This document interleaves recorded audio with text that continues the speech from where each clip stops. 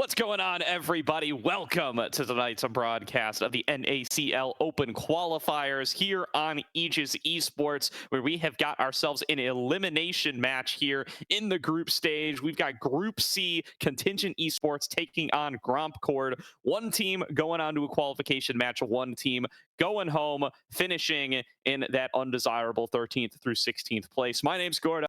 I'm joined by RMC, VTuber RMC tonight. RMC, how are you doing, man? Some sort of random minion caster of some sort, Gordo.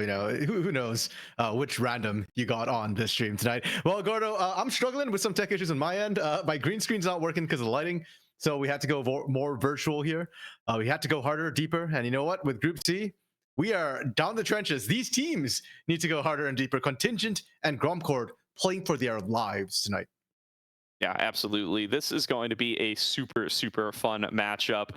I think it's going to be closer than a lot of people might have on their little pick'em sheets, and we'll get into that in a second. Let's start off with our rosters and get into grompcord to start things off. This team is going to be Roger, Walnut, Went, Curfew, and Realms from top to bottom. A lot of names really new to the open qualifier space, but able to come up with the 3 wins in the Swiss stage, overcome the really poor initial seeding, take down some top 10 seeds, and make their way in towards this top 16.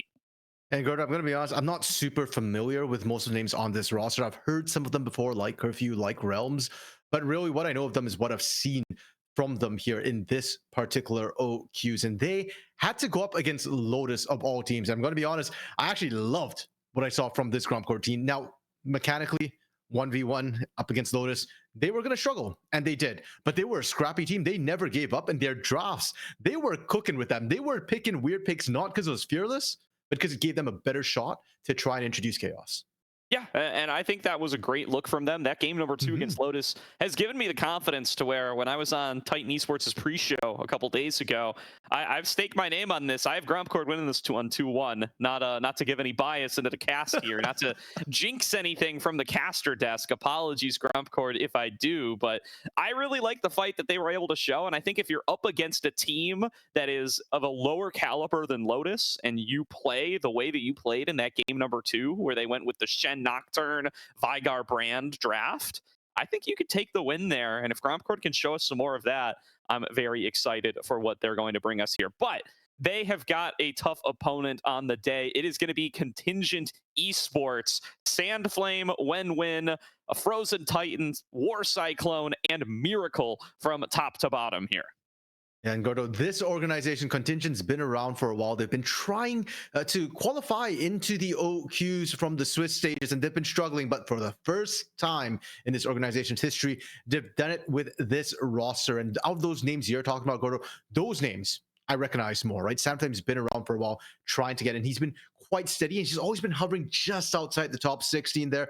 Titan and Miracle I've seen a bit more recently, especially in scouting combines. The two of them have been putting in a lot of work through the spring, really leveling up their game there. And War Cyclone as well, formerly of CB Gaming, I think was the last time I saw him back last year in summer. He was pretty solid in the 80k. He's been away for a bit, for about a year. I think he played for U of Texas Arlington for CLOL, but outside of that, I've not seen him. I'm very curious to see what sort of level this contingent squad is coming back into this OQ with. Yeah, I'm particularly excited to see Miracle here. He had a run at OQ's last split with a substantially weaker team and was not able to make it out of the Swiss stage with that, what were they called? Option 33, I Yes. think was the team name there. So a little self-deprecating right off the bat and did not end up making it. That was like that PCL, Maddie, Julian, Evan, Miracle roster. So solid team, but just didn't quite make it.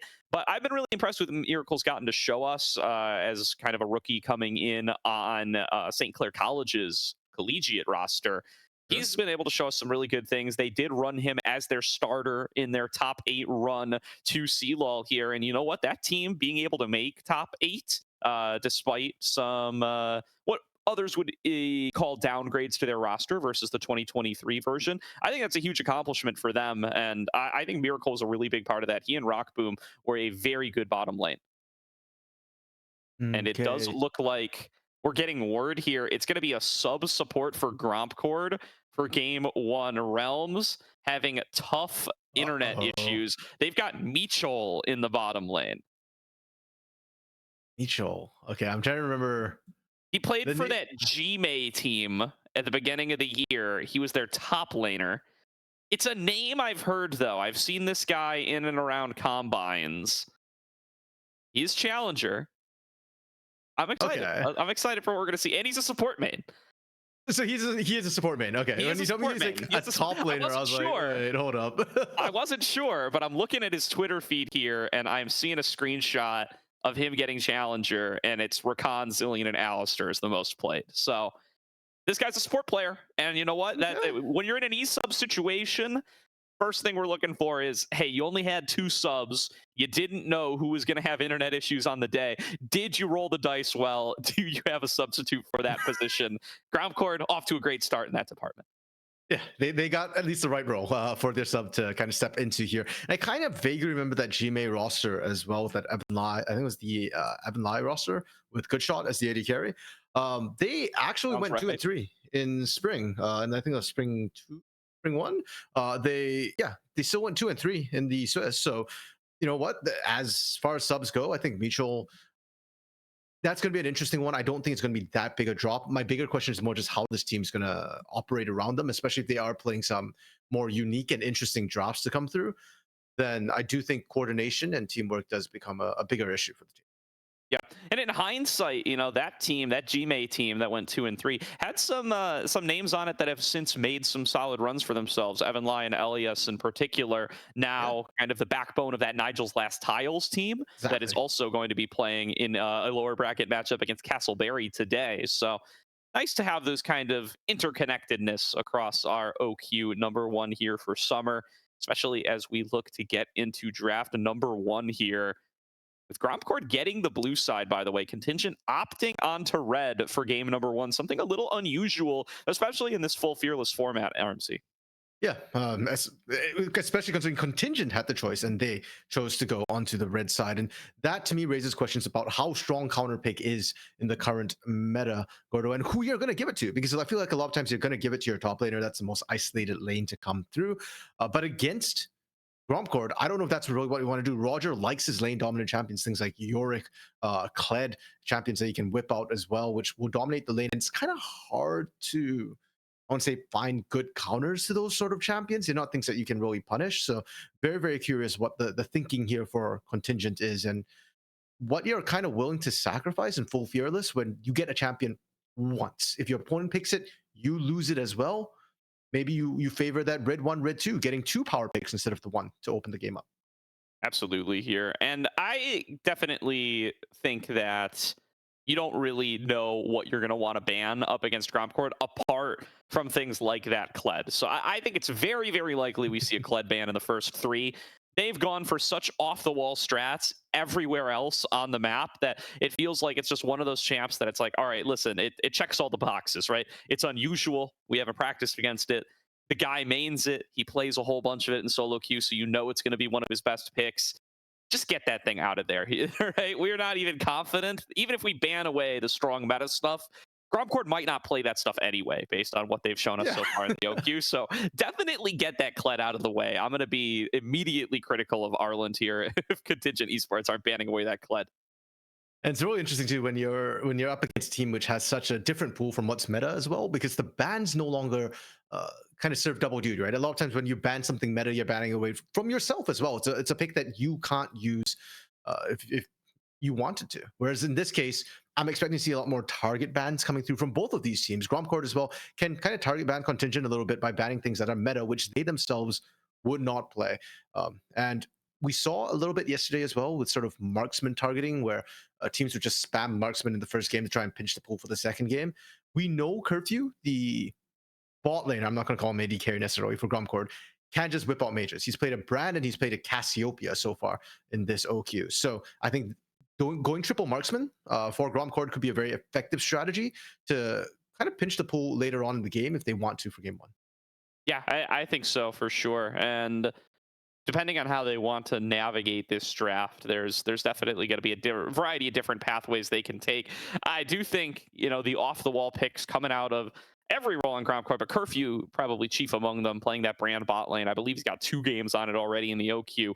That's got to be something you're paying some respect for. Maybe something worth banning as well if you're Contingent, just because it's also a flex pick.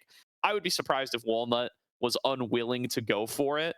And again, there's just such variety coming across the rest of the map that you've got to try to, take a ban that will do something where you can get it, because that's always the risk playing up against some of these more loose teams and what champions they're willing to pick and how predictable they are coming into the draft. You just got to take the licks where you can get them. Yep, fair enough. And Contingent themselves, they do have some interesting picks of their own. Like when Win put out a Pantheon out of nowhere, it was out against Apex Mission Impossible. But to be honest, it didn't quite have the impact I'd have liked to see. But again, it does show that Contingent has pocket picks of their own as well. And if grompcord wants to get kind of weird with it, Contingent may be able to kind of go toe to toe with that as well. And honestly, I'd be down to see it. I like seeing non-meta picks come through, and I like seeing people's pocket picks and showing, how they can be navigated, utilized in the series. Yeah, absolutely here. So we are currently waiting on a little bit of Discord assignments coming on through. We want to get Mitchell the roles he needs to be able to participate in the game. So getting a little bit of that out of the way until we're going to be able to kick things off for game number 1. But hopefully won't have too much more of a delay until we get started. Although this is the path, by the way, RMC, for OQs. This is how we end up being the last series running, and this is how everybody gets to congregate here in Aegis. So really, this is the strat. If you're grompcord and Contingent, you want to get some more eyes on yourself because you're a newer team, a newer set of players. This is how you don't give them ideas.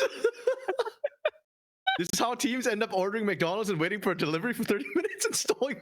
And that happened anyway, dude. That happened in an era that was the no stream era anyway. No, so it's fine. No, that was a stream era. I remember having to wait for the next game. That was like 2022. That did happen. Oof. Well, we cross our fingers that this doesn't become more widespread, but it's obviously unintentional here. So we'll hopefully be able to kick things off sooner rather than later. I'm curious. Let's get back into what's on the current patch here a little bit, RMC, because we saw no Skarner yesterday, at least on the stream that you and I had. I didn't see any Skarner games across the rest that were played either, although everything isn't updated on the wiki yet. Have you changed your opinion on this pick at all? I know in the moment we were both like, yeah, we think it's still pickable. Any new developments on your end in the last 24 hours on that pick? No, not really. I mean, we can go a little bit more in depth into why I said what I said. The changes to Skarner on this patch, 14.12, because we are lagging behind live right now, is mostly to sort of. Are we still lagging behind live? I thought we were on 14.13. Isn't it live on 14.13? Or are we on 14.13 today? We're on 14.13 now. It was only for last weekend where it was only like a day. I think it was only for LCS that we were still on 14.12. I think we're on 14.13. Okay, 14.13 does change things a little bit because Skarner got nerfed again on 14.13. So that would explain a lot. I thought we were on 14.12 last night. Okay, so 14.13, that might explain why we're seeing a lot less Skarner come through.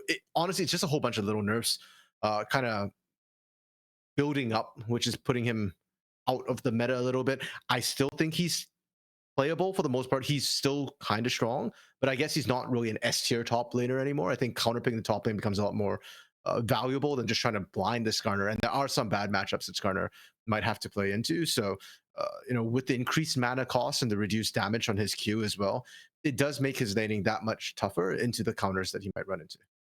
Yeah, there is. So some other things to note here. There's a very minor Pantheon jungle buff on the patch. If you do want to get a little bit excited for what Wenwin might be able to bust out there, there's some brand nerfs. That was a pretty big pick for this grompcord team as well. So maybe something to note as we get a little bit deeper on in here. And the other big things that we haven't gotten to see too much influence out of yet, but there's that big rework on Dark Harvest that might have some impact on some of these AP junglers that have traditionally gone for it, right? It gives you a little bit more damage off of the souls, but a little bit less damage up front.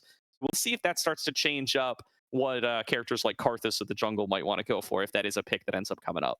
Yeah, Misfortune, another big one to keep an eye on. I think the movement speed buff on her is pretty significant, actually. So it really allows her to get in there, poke, and get back out pretty much uncontested for the most part. Makes her a bit safer in lane as well. I believe somebody in the NACL was playing a Kraken Slayer Misfortune, which chokes me up a little bit. But yeah, Misfortune already making her rounds back in already.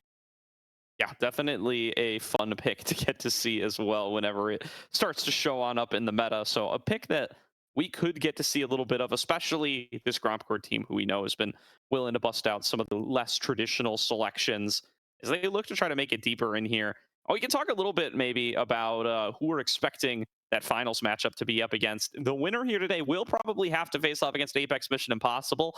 That would be a rematch for Contingent, who got 2-0'd by them at the beginning of last week, and would be a first-time matchup here for grompcord if they were able to get it. Shadowbox and those teams, I mean, do we default favor Apex Mission Impossible in all matchups here, or do you think there could be something a little bit different? It's hard to argue with results, right? And That's true. Apex Mission Possible did 2-0 Contingent. If it was a 2-1, okay, maybe I think there's a bit more hope, but the 2-0 was pretty comprehensive, and it looked like fundamentals a lot. Like Apex Mission Impossible just seemed to have better fundamentals in the laning phase, and that translates to everything else that comes after team fights, macro, and all that sort of stuff. Now, I think it does depend on who wins tonight. If it's a Contingent rematch, I'm going to be honest, I'm not super hopeful. Maybe Contingent can improve vastly within that period of time. But if it's grompcord, then I think it gets interesting because I don't think grompcord, if they win tonight, will be playing standard.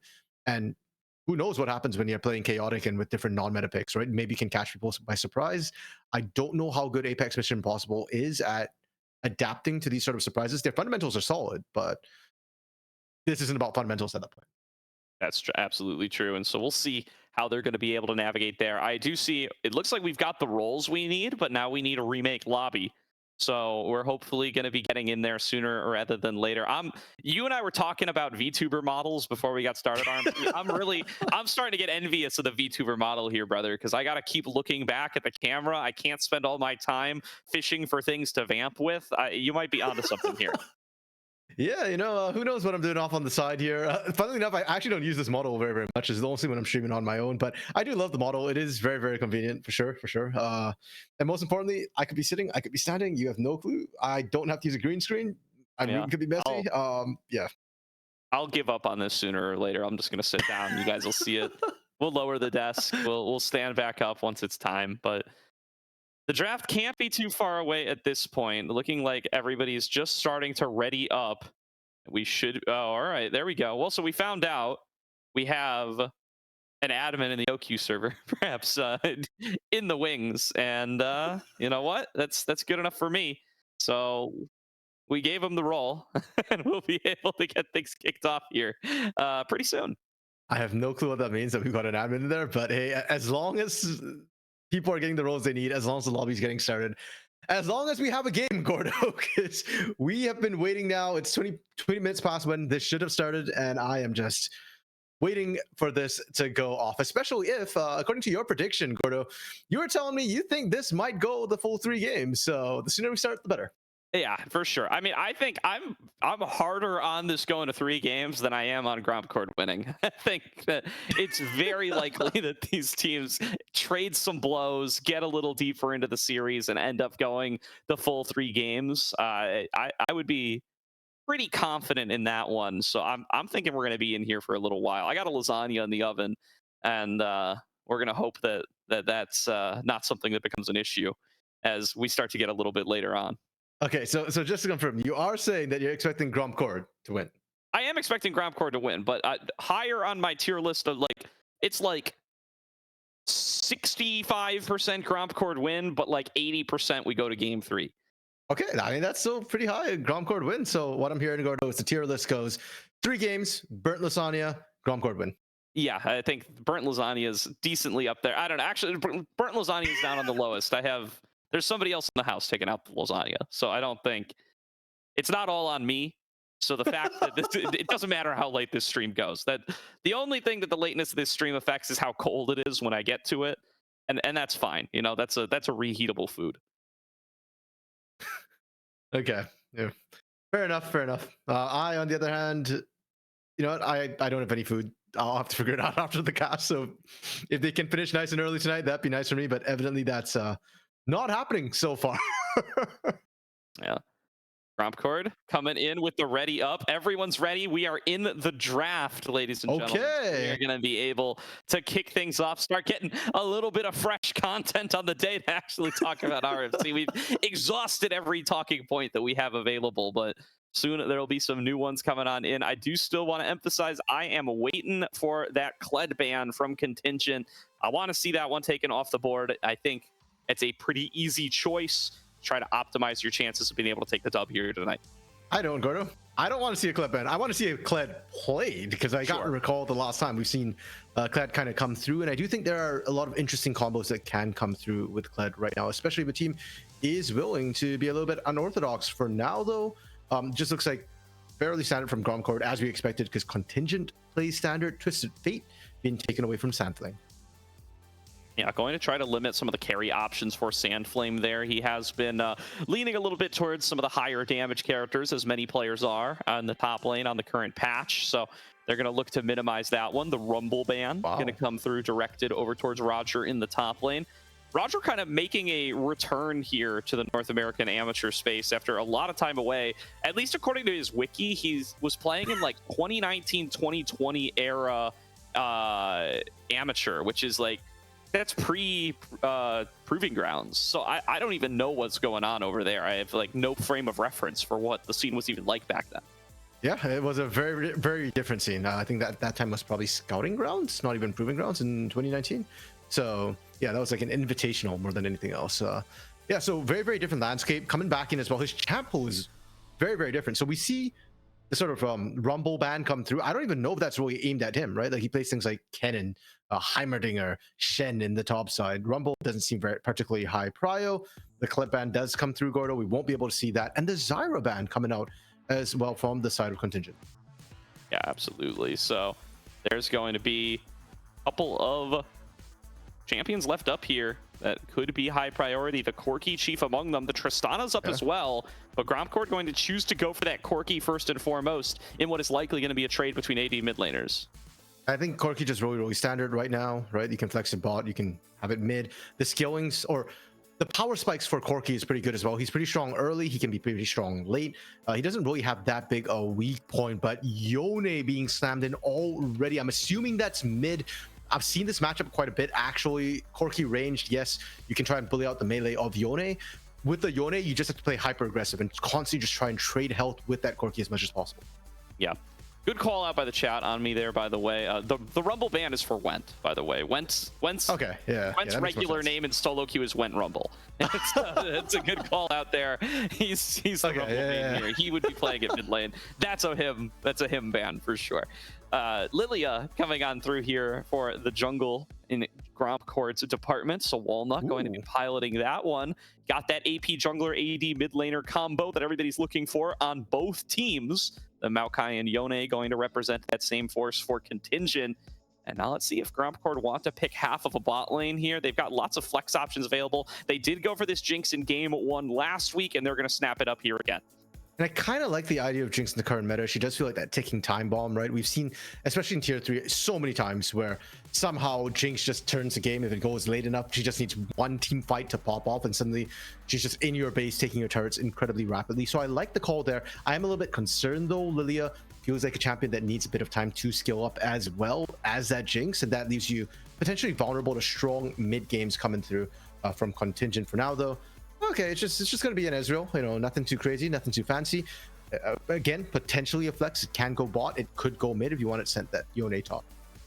Certainly the case here. So looking like we're gonna have that Rakan ban coming on through. Rakan was a big pick here for Realms previously, but looking like it's also a big pick for Mitchell. So going to continue to be one of those supports to take a note of if you're playing up against grompcord and Contingent, seeing an opportunity to take it off the board, are going to do so. Would have been an interesting pairing to see alongside the Ezreal, and they do have the next pick, but clearly not something they're prioritizing. They're going to lose the Karma as well for that heavy poke, high security bot lane duo. Yeah, just to make sure the Ezreal can't just sit back and do whatever you want. Now, that said, Gordo, I actually would like to see engage from both of these teams. I know that Contingent already have it with the Yone and with the Maokai, and a lot of times Engage doesn't pair well with Ezreal, but the Engage would go really, really nicely with Yone and Maokai to just create a massive wombo combo. And you can use it as a pseudo ban as well, right? We see the Leona and Rakan taken away. If you take away Nautilus, then suddenly grompcord is going to be pinched if they are looking for Engage themselves. Oh yeah, there we go. There we go. All right, the Nautilus lock in for Contingent coming on through, so they're just going to look to snag themselves that really high prio support early on. The Rel, the other of the big engagers that are still available, although feels like not the strongest option into something like Ezreal. Instead, they might look for this Braum. I think that'll be plenty powerful for them here, although really only blocking Ezreal skills this game. Sure, and you're also picking the Braum, I feel like, this is a good answer into the Nautilus for the most part, in terms of just making sure that the laning is going to be rough. Any engage that comes through is going to be really, really tough. And here we go. Finally, I was looking for that little bit of spice. I mean, Lilia's kind of there, but no, this is what I wanted to see. It's the Yorick coming through from Roger in that top lane, that annoying champion that forces you to 1v1 and frankly is insane about it. Sandflame, what are you hovering here, man? Come on. Are we really doing this? Are we really getting... We're doing it, baby. We're doing it. Let's go. It's Kale Yorick in the top lane. grompcord versus Contingent, starting things off spicy. I was just ranting to you yesterday, RMC. I feel like the thing about these fearless formats is they so often push the wacky drafts to the end of the series that we don't always see, and where the stakes get the highest. And I would much rather a format with extra bans where you have the wacky drafts right here at the start. grompcord and Contingent, they don't have extra bans, but you know what? They're going to be happy to oblige with the wacky drafts early anyway. Yorick versus Kale in the top lane in NACL qualifiers 2024. I never thought I'd see it. Neither did I, Gordo, but I am 100% here for it. And I love the fact that Contingent's kind of down to clown a little bit, right? This kill pick is not something we commonly see, and they're picking this strictly as an answer to the Yorick. And Contingent chose red side, Gordo. That's, to me, the critical thing. That means they knew the drop plan from the get-go was, hey, we want to see what Roger has first, and then we'll try and find an answer. Now, whether this kill works as a counter is actually going to be an interesting thing to me, because pre-6, Kill is a melee champion. Into Yorick, that's absolutely brutal. I don't know if Kill is going to come out that okay. You might just be denied all the ways from the very, very get-go. And even when you become a ranged champion, you're still going to get bullied out by that Yorick. I don't know what the break-even point is. Traditionally, we kind of say like Kill level 16, but I don't know if the game's going to go long enough to go Kill level 16. Yeah, I mean, Contingent Esports have to be betting on it getting that late, right? They have to be just playing safe, farming up, and trusting that this KO will eventually get to the stage where she's going to be able to win in the side lane. And if she starts winning in the side lane, Yorick's done. And that's the only thing Yorick really does. But sure. I definitely can see the angle here where Roger can just get a lead early on and can really try to up the tempo there alongside Walnut in the jungle to just force them to win the game way too soon before Sandflame is really going to be able to get online. They definitely have the tools to be able to do that here. Some really strong snowballing potential out of the Lilia with this Corki, with the Jigs, to be able to just run through fights and be able to take the game early on. So Sandflame, very curious to see how he's going to play this lane to be able to navigate his way early on. Already looks like we haven't gotten to, we're waiting on spec delay, but we can see that Doran's Blade has been the start for Sandflame. So it's looking like he doesn't want to start Doran's Shield. He has some confidence that he'll be able to at least kind of fight for it. And I wonder if that's kind of suggestion that we'll see when cap that top side a little bit with this Maokai, try and punish the Yorick pushing up and into this kill. I not sold that that's going to work that well, especially early on when Kill doesn't have damage, but Gordo will have to see. I do want to take a moment to talk about sort of the rest of the composition that we see come through from both of these teams, because aside from the Yorick, grompcord's composition is actually pretty good for skilling. They don't have a lot of engage. They're relying on Walnut, I feel like, just throwing those scroll seeds, trying to look for those multi-man sleeps with the splash from that. But they do have a lot of range.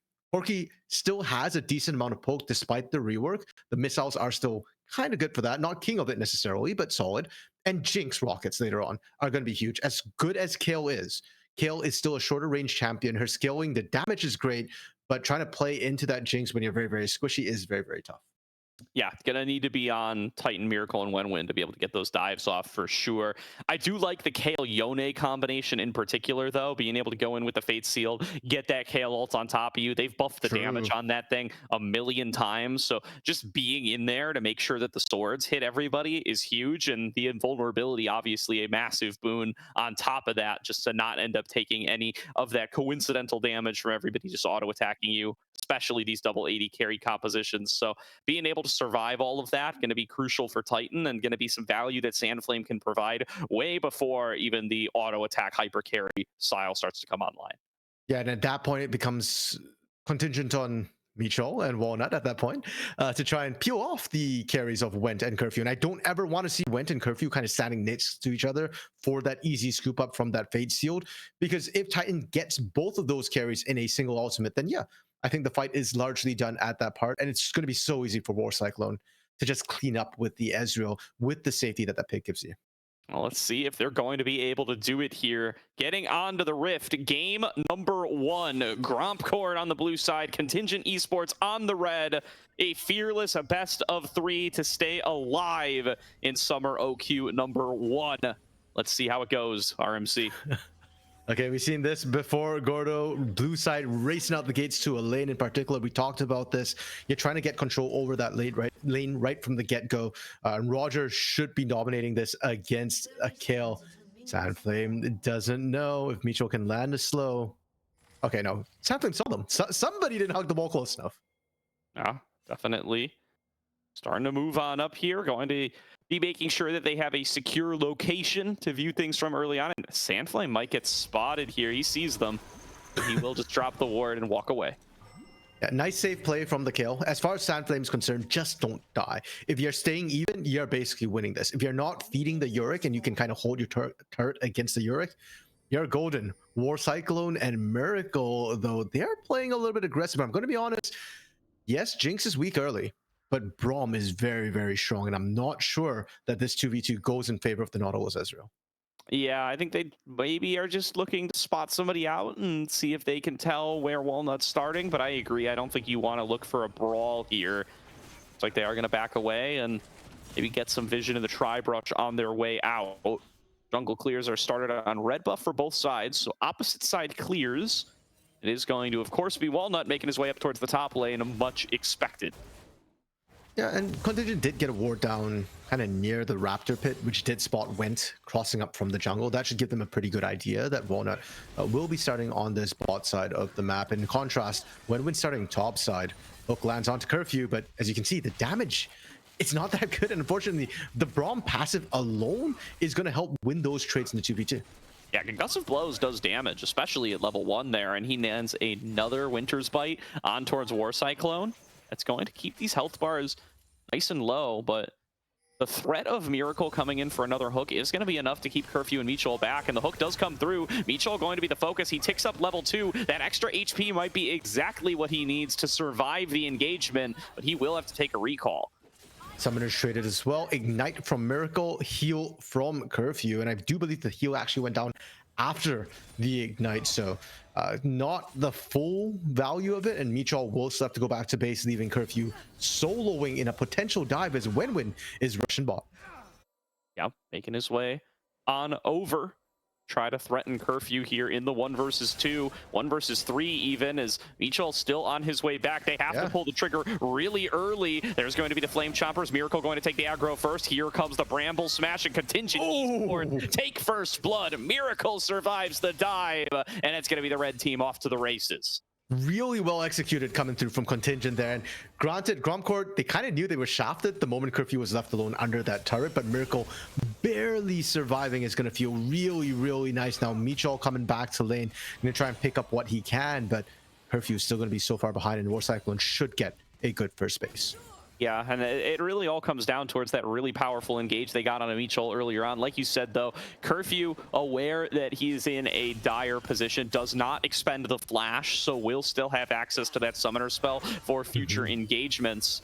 Meanwhile, Sandflame doing a solid job up here, actually going to be up in CS as of this wave. So he's surviving the Yorick lane in these first couple of levels better than I think either of us thought he'd be able to. Yeah, 100%. I'm wondering if maybe Roger might have messed up the push a little bit because it looks like he got frozen at the perfect position for Sandflame to kind of dip, duck in and out of that turret range, and Roger couldn't poke or punish or trade whatsoever. And once Sandflame hits level 6, it actually gets a lot easier for this kill to be able to last hit from safety. Yeah, definitely here right now. Going to be really reliant on that Q, I think. I believe Kale's mostly max Q these days. There was a period of time where it was Emax all day, all the time. But yeah, it does look like Sandflame is going for that Q max. So that's going to help him tear through this wave a little bit, even get some extra side damage on towards the Yorick. And it gives you a much more playable laning phase than some of the prior iterations of Emax Kale did.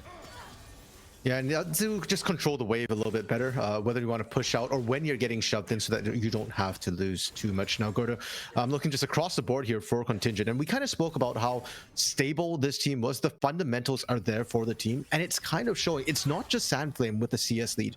In the mid lane, Titan's kind of going toe-to-toe with the Corki, and as a Corki, that's not what you want to see. Once Yone starts hitting 6, there is kill threat, especially with ganks to come through. Bot side, War Cyclone was winning out, is winning out quite handily. So Contingent just across the board right now is laning better. Dude, we're doing a dive on the Kale lane? We're coming up here, Wenwin? No, we're not. And he's gonna get locked no, down. We're not, what are we doing, Contingent? Wenwin's just losing a ton of health here to Roger, and Roger will be able to finish clearing out the wave. He hits level 6, he gets the Maiden.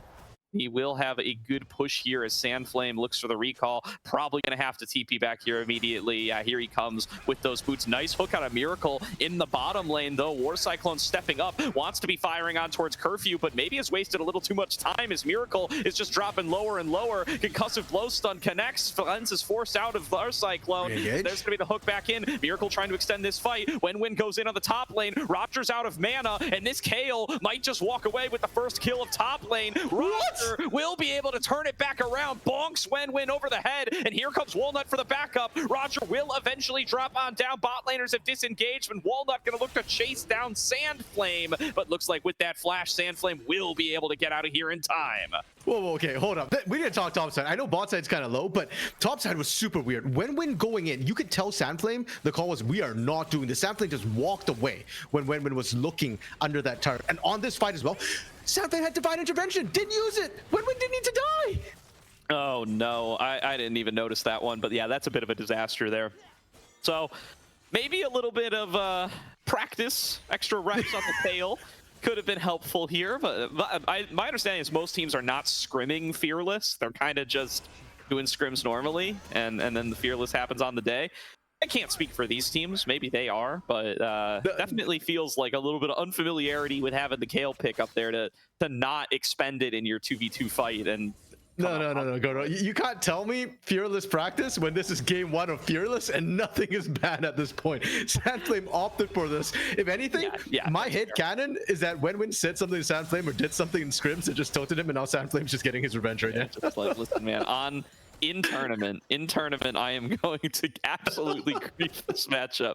But I mean, it doesn't matter. Sandflame is 1-0 even in CS, actually probably even ahead in CS once he clears out this wave against the Yorick lane. This is a rousing success, even though Roger was able to pick up that kill.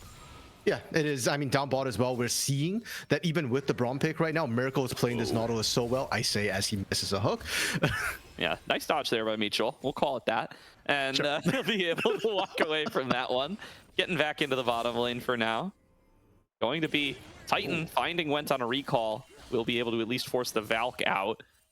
It's a good job to start to blow a couple of tools away from each side. We didn't get to see that full bot lane engagement. Nobody ended up going down, but it does seem like War Cyclone was the winner at the end of the day. Just getting to get some of that extra farm in his pockets and finding himself ahead in bottom lane in levels and CS.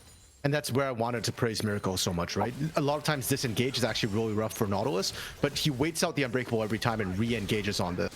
All right, Walnut going to be the first one to show up to this bot lane play and managed to clean up the first kill. Titan arrives, though. Extra numbers for Contingent should favor them in the extended play. The Soul Unbound going to snap back for Titan as he gets himself out of dodge, taking a fair bit of damage en route, and it will be the 1-for-1 trade. Walnut drops down in trade for Miracle. And you know what? I still respect what Miracle did right there, because you trade support for anybody else on that other team, and it is 100% worth for you. The other thing I kind of want to highlight too, actually, was the jungle matchup, because as much as we're praising Contingent's laning, Walnut for grompcord was actually getting a massive lead, and as the Lilia, that's really nice because you're gonna be a carry. Maokai is just gonna be a tree at the end of the day. But Walnut going down there has given Wenwin now time to catch back up, so Contingent could actually just get a lead in every single role in every single matchup. Really good stuff there. Super Mega Death Rocket flies across the Dragon Pit and does not end up finding a target, so it's going to be a cooldown for the time being. But I like the call from Curfew to look and see if that objective is being worked on. Now has the answer he was looking for and is going to be able to catch his wave. War Cyclone continuing to build up this advantage in bottom lane, though. Once we start getting onto the actual like legendary item spikes, he's going to hit his way sooner.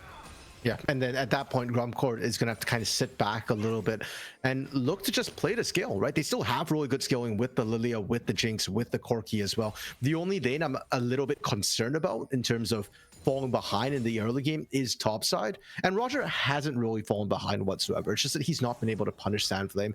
It's not ideal, but it's also not that bad a situation. Absolutely here. Just looking at this top lane matchup, I mean, it is incredibly even here. Roger not really able to eke out that lane dominant advantage that you often expect to see out of a Yorick lane. Even with Eulogy, the Isles now available, he has got the Maiden. She's walking the lane with him right now, and she's not really turned the fates of this lane too much. We'll see if they'll be able to use her to get some turret plates here, but this timer is ticking down. You got 3.5 minutes here. If you're not able to get 2 or 3 turret plates, I think you kind of have to start thinking about whether or not this Yorick pick was a bit of a wash. I'd argue you need to start thinking about it right now, Gordo. We did not punish Sandflame at all pre-6, and it's not getting better. Contingent right now actually roaming up here. They've sacrificed the dragon. It's interesting. Contingent had so much prio down the bot lane. They could have easily taken drag, but it's a Cloud Drake. They don't care. They've gone for Void Grubs, and I'd love to see them actually look for a dive to try and punish Roger as well. Walnut will be able to pick up that dragon, the first one of the game. Void Grub's getting traded for this as Beachol arrives to mid, but can only really throw out a Winter's Bite and walk away. Miracle going to be there to match. A bit of an invade from Walnut here. This feels a little risky, but you do know the Maokai is topside, so just trying to eke out a little bit extra. Miracle on the way, so the smite probably going to be forced out here. Okay. Going to slow up War Cyclone, advancing forward. Sleep throw down on a Miracle, and that does get the flash. That's a dub for grompcord. Yeah, kind of able to brute force your way through that one. Wenwin, though, did finish taking up the Void Grubs. Might just look to counter jungle in this top side, because again, same thing as what happened earlier, right? Walnut invades because he knows where Wenwin is. Wenwin knows your bot, might as well invade top. Went. Coming in to attempt a similar collapse, though. Doesn't really spot out much of anything going on. Walnut is on the way up there. Went will be able to finish off this Wolf, no problem. So gets his camp back for sure. Blackfire Torch now completed for Walnut. Probably worth calling out here. Will give that extra bit of damage if they do end up brawling. Gordo, can we say that Went missed the tree for the forest there? Very possibly, yeah. I think you could say that. I think that's a fair analysis, although here's Roger cashing in on his plates. He gets 2 of them. Okay. A couple of last rites triggers. I mean, that's all it takes. You give him an inch, and he does manage to take about a kill's worth of plate gold. You would want some more, but I'm at least not quite so doomer on the Yorick now that he manages to secure himself a bit. You're kinder than me, Gordo. I'm still looking at that. I'm still worried about that one. It might be doomed. I think, look, the better game last week, the game that gave me faith in grompcord, was the one where they didn't pick Yorick. I want to be very clear about that. Yeah, I like the Shen Nocturne combo they whipped out last week in that game. For now, though, you know what? The Yorick is his comfort pick. And if you can take that turret as first brick, you know, I'm still kind of fine with the Yorick at that point because you snowballed enough and you're able to take it. The problem is I don't see them taking it out the Herald, unfortunately. That's spawning in about 50 seconds. Roger does have an advantage, so I would love to see them look for it, but Contingent... Nature's Grass going to be able to lock down Roger, queuing up with that twisting advance, and Sandflame throws down the Divine Intervention this time. That'll be enough for Sandflame to pick up a second kill in top lane. This Kale's running away with it, RMC. That's the secret right there. When Win doesn't tank, and then the Divine Intervention gets used, because Sandflame will use it on himself. Will be able to answer back as well. 2 plates to his name. Roger won't be able to come back, so we lauded Roger for getting those 2 plates nice and easy. Sandflame's able to answer back right away. Absolutely. Shout out to SDC League. coming in with the raid here. Welcome to NACL welcome. qualifiers. Hope you all had a great stream for yourselves, as we have got some spicy drafts to kick off full fearless. Usually you expect later in the series these kinds of picks to come on through, but Yorick Kale, game number 1 means we're in for some treats later on for certain. Yeah, game 1 of an elimination series, no less, Gordo. These teams are going hard on it. Oh yeah, absolutely. I want to call out, War Cyclone's lost a fair bit of his CS lead over the last couple of minutes. Does look like Curfew's just been able to secure a bit more farm.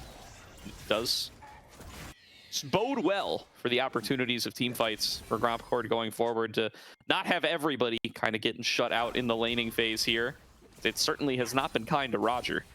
Yeah, and I think a lot of that is also sort of where the teams were sending their junglers and their attention, right? Win was camping this top side a little bit, which left the bot lane exposed. Walnut was in there, and it wasn't just invading and taking away the Gromp by grompcord, but it's also kind of the pressure he put down, burning the flash on Miracle and threatening potential dives if you take too much damage. So War Cyclone and Miracle had to play so much safer. Now, Herald did get picked up. It looked like grompcord was rotating multiple members top side. Michal walking all the way up there.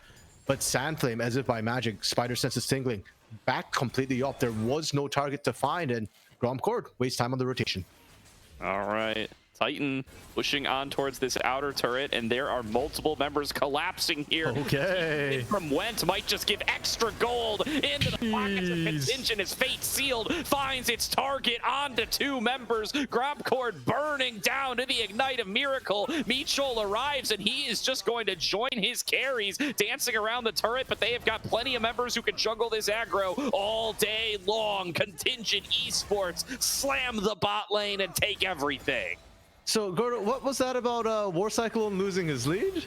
That's Sorry, it's back for sure. Couldn't hear you over the sound of the fate sealed there. Dragon coming up as well, but interestingly, Contingent's not sticking around to wait for that dragon spawn whatsoever. They actually backed completely off. Now, they spent their gold, they've hit their power spikes. They could just look for a fight at dragon. I'm actually very interested to see how grompcord approach this one, whether or not they feel at all inclined to try and contest this dragon. Really great stuff here, and what a lead now that Contingent have built up for themselves off of that dive, taking both of the major carries down here, getting first turret gold for the team. And now Sandflame, wow, this is a bit of damage he's got here. He's going all in on the fight now that he's hit level 11. The Maiden's actually kind of doing its job though, just continuing to work through his health bar. He's gonna actually have to recall.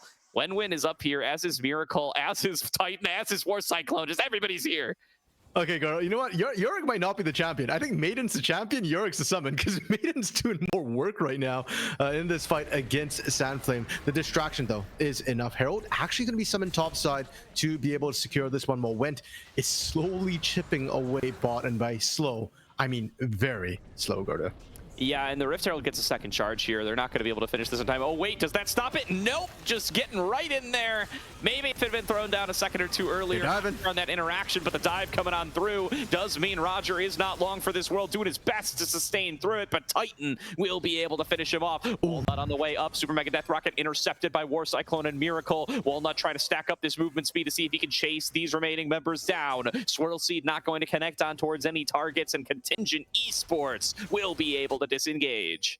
How many times can they keep getting away with this, Gordo? Contingent, with these turret dives, they are clean. But let's not forget, we are pre-20 minutes. They are not that far ahead. Yes, they should be able to get those kills, but they are taking damage on the back end of it. The big problem is grompcord can't take advantage. Nobody is there to answer by the time Walnut gets there. By the time Went gets there, Contingent are home free. Yep, and these faster movements from Contingent have been the difference maker. I mean, the big question, I think, coming into this series was, we could see very clearly that grompcord got outlaned and out-macroed by Lotus, but that's Lotus, right? Lotus has a pedigree of players that aren't really matched by a lot of teams here in the open qualifier. Contingent, a weaker opponent on paper than Lotus, should not really be a controversial opinion. Would grompcord be able to avoid those sorts of disadvantages in this matchup? And so far in game number 1, it's looking like the same issues are apparent. They're getting set about equally far behind in lane, especially on this Yorick pick. They're getting out macroed around the map. They're late to these rotations and they're losing fights for it. It's not looking great for the grompcord believers. And to be fair, Gordo, this is a best of 3, right? This is the first game, the first time these two teams are meeting up. They didn't meet in the Swiss stage whatsoever. And so for grompcord, when you put up a fight against Lotus, you're like, okay, maybe we can just be better and play a more standard composition. Their comp is nothing too crazy here. It's not anything like what they ran against Lotus. Contingent. This is the bread and butter combo they're using for dives. Titan might get caught out though. There's going to be Titan getting stunned up here. They see an opportunity. Ooh. Nice call out from Mitchell with that glacial fissure, and it looks like that's going to be enough to take down Titan. Curfew going to get excited off of that and continue the chase forward. Swirl Seed connected onto 1, not going to be enough to pop the sleep. They will be able to get a strong push in mid lane off of this. Sandflame is recalling Roger, getting some open season on the top side with the Maiden. He's going to take inner turret here, I think, and this gold lead for Contingent evaporates off of that over-aggressive play in mid lane. Yeah, and even though Sandflame recalls, it's too little too late. Win. Why is he so deep in? Well, Win not going to win here. He goes on down. Went gets a freebie. And it looks like some desperation setting in for Contingent as they see the plays start to go sideways. They lose a second member. They lose 3 turrets across the map. And now the gold lead is 1.5K. It's not even that much. Just as we were praising Contingent too for how stable and solid their gameplay has been up to this point. They make one mistake and grompcord just explode all over the rift. They're shrinking the gold lead. We're less than 2,000 gold apart here. And we're starting to see the potential strength of this composition. Let's not forget. The Corki, the Lilia, the Jinx, we said all scale really, really well. You can't afford to make these sort of mistakes and accelerate those sort of late game carries. Absolutely here. You know what? I don't really want to call what just happened a team fight, really more of a pick than any kind of 5-on-5 engagement, but that is where I think grompcord showed a lot of their strengths against Lotus last week. They had some really solid team fights, even while really far down in gold, were able to just combo their abilities well and recognize what their roles were in the 5-on-5 engagements to be able to find advantages. Again, not really what we just saw with the comeback, but now that the gold lead isn't that bad, continuing to have that belief makes me more confident in grompcord's abilities here. I think if they can find a good 5-on-5 engagement, they've got a good team comp apart from the Yorick to be able to do it. If they can set up for this Jinx, I think they could be able to take some of these fights. Yep, and this is why Jinx will always be a good pick in tier 3, right? One good fight and everything just turns right around. Now, we should note, as you pointed out, that was an unusual situation that came through from grompcord. They took great advantage of it, but Contingent was turret diving. If they don't turret dive, I think it is a lot easier for them to play out. So grompcord still have to be very careful about fighting these neutral objectives right now.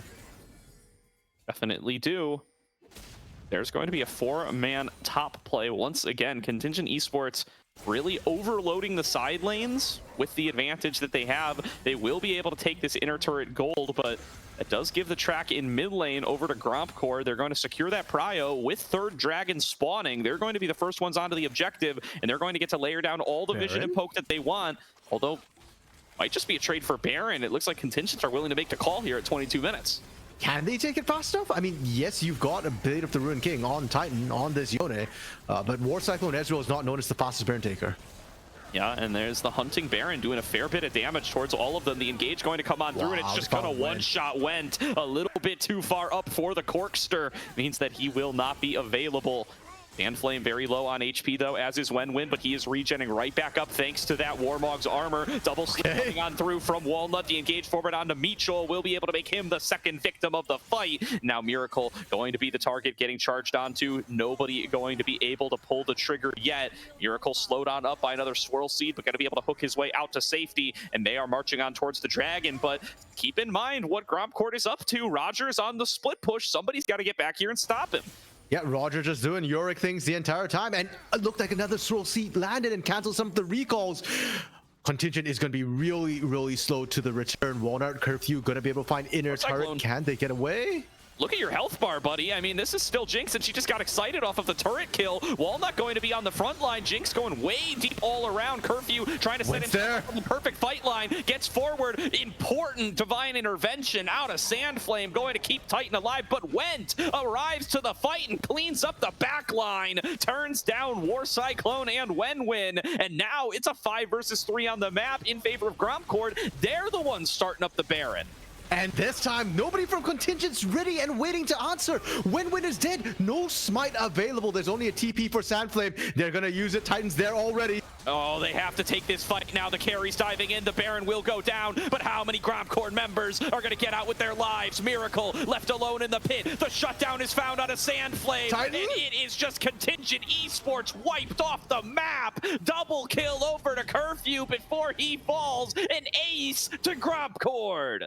And out of nowhere, the chaos springs forward from this team once again. grompcord, they get the kills, they get the burn, and they clean house in the aftermath. And now, for what feels like the first time this game, Gordo, grompcord have a lead, and I want to see what they can do with that and the Baron. And you know what? The split push game plan, it came through at the very end. Multiple members of Contingent are left with low health, and they greed for the dragon with those low health bars. They don't get the opportunities to build them back up, and grompcord push, pull, and tug them around the map until they create a massive gold swing for themselves. And it just feels like in the chaos of the moment, in the high pressure situations when you've got to make a call to come through somewhere, grompcord's just making better calls right now. And for Contingent, it's really unfortunate. In the stable laning phase of things, they were doing very, very well. But the moment the objectives started coming online, when grompcord was putting pressure in multiple lanes, that's when we're starting to see Contingent crack a little bit. They're winning the fights, but they're losing the war. They're blowing ultimates and not quite finding enough to justify those ultimates that they're blowing right now. And listen, RMC, I'm not a Dragoons Goons fan. I'm not a Lotus fan. I'm a fan of whoever's paying the best League of Legends right now. And in this game, that is grompcord. They are coming on up with massive turnarounds despite what was a pretty dire situation in the early game. And they have got themselves into a winning position. Multiple Baron buffs on the map, most crucially on this Yorick, who is going to stay on the split push game plan and just got the Maiden back.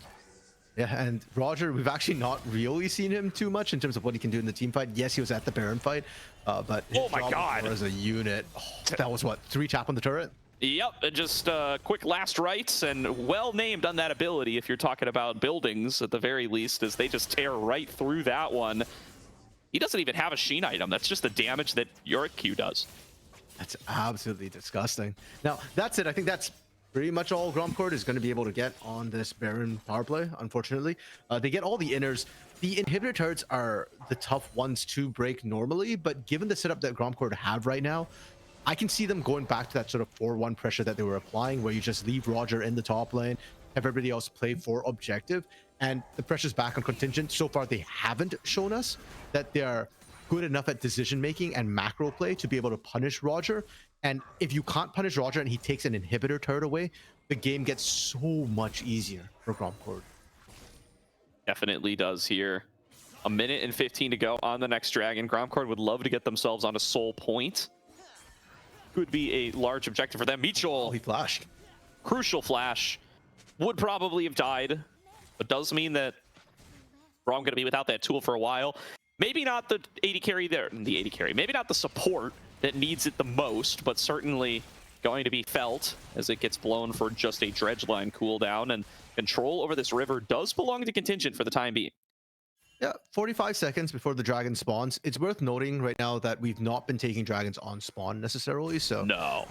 It's not that critical. It's so point at worst for grompcord, and for Contingent, it's only going to be the second Drake if they take it. So if grompcord don't want to fight with the flash down or don't feel comfortable going for this, want to keep split pushing, I do think that's the safer call for them. So here's the thing. Wow, look at that damage out of Roger. Anyway, I don't want to derail the grompcord hype train here, but the game's gone long. Sandflame has hit level 16. He is the fully evolved Kale. I don't even remember what the name is for her evolving mechanic, but she's fully ascended. I think that's what it's called. And there's going to be... Ascend? Oh, transcended, you're right. Ascended is what we call, like, whatever Nasus and Azir and Renekton are. So she's transcended. Different words, same Latin root, but a little bit different, as they're going to be able to work through this dragon pretty fast. But the damage from these Yorick ghouls, it's just nuts. Yeah, they're doing way more than I expected, because every time we kind of flick back, Titans kind of lethality Yorick? Some of it. Yeah, but it's doing a lot of work, and there we go. There's the inhib turret falling. The inhibitor is exposed, and you can see the strength that grompcord have.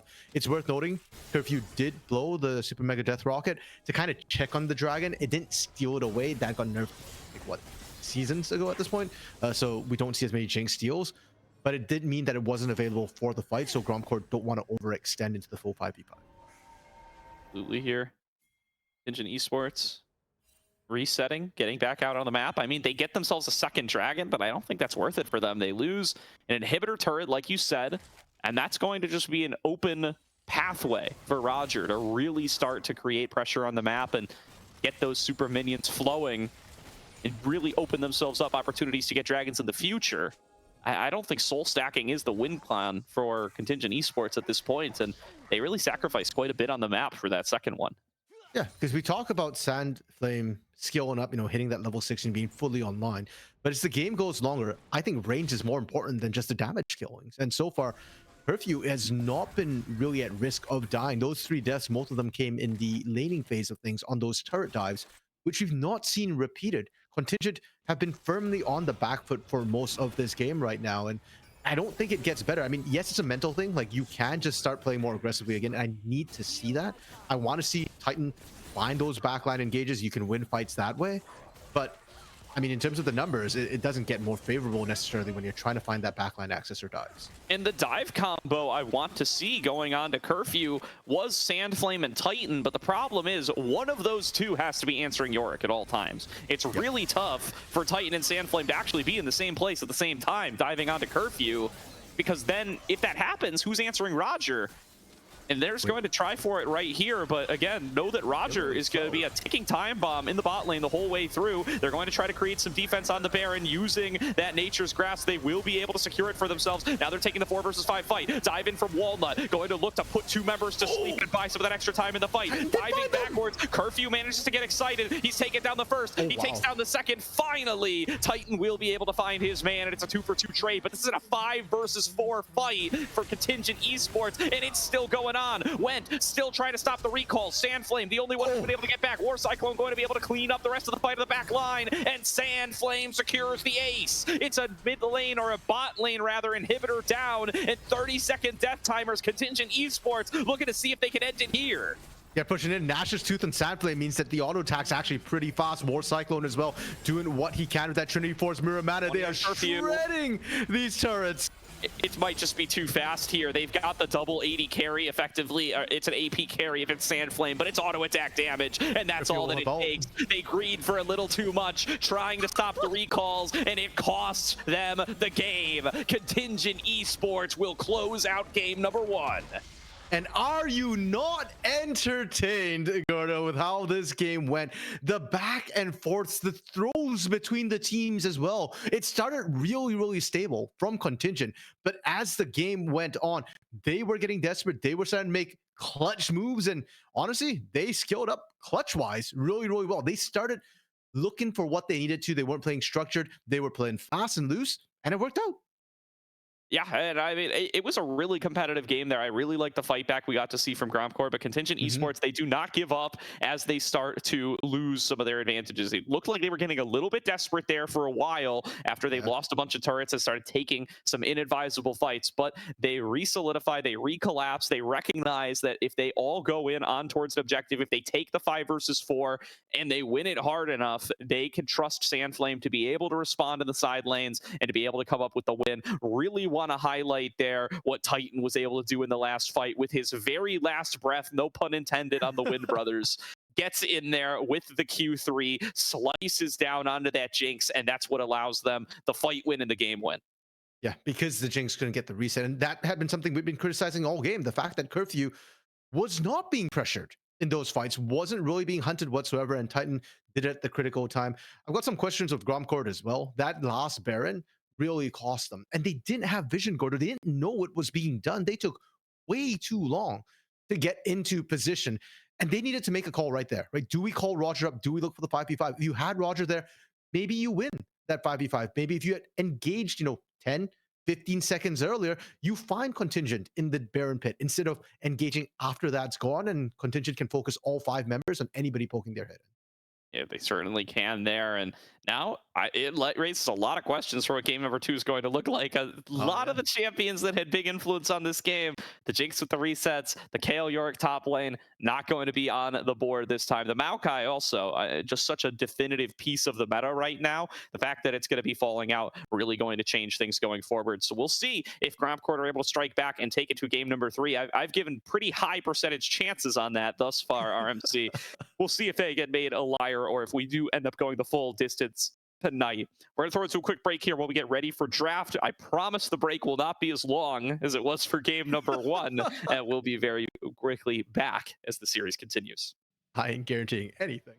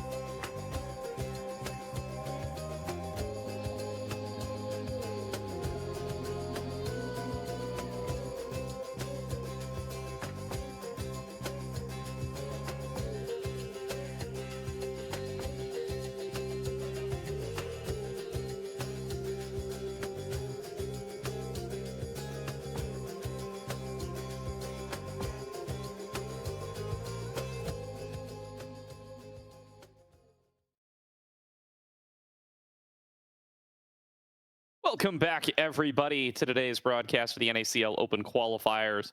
We got an elimination match in Group C between grompcord and Contingent Esports. Contingent Esports, in a close back and forth game number one, end up taking it, and now going to be moving over to the red side, our grompcord, as they try to fight their way back in RMC.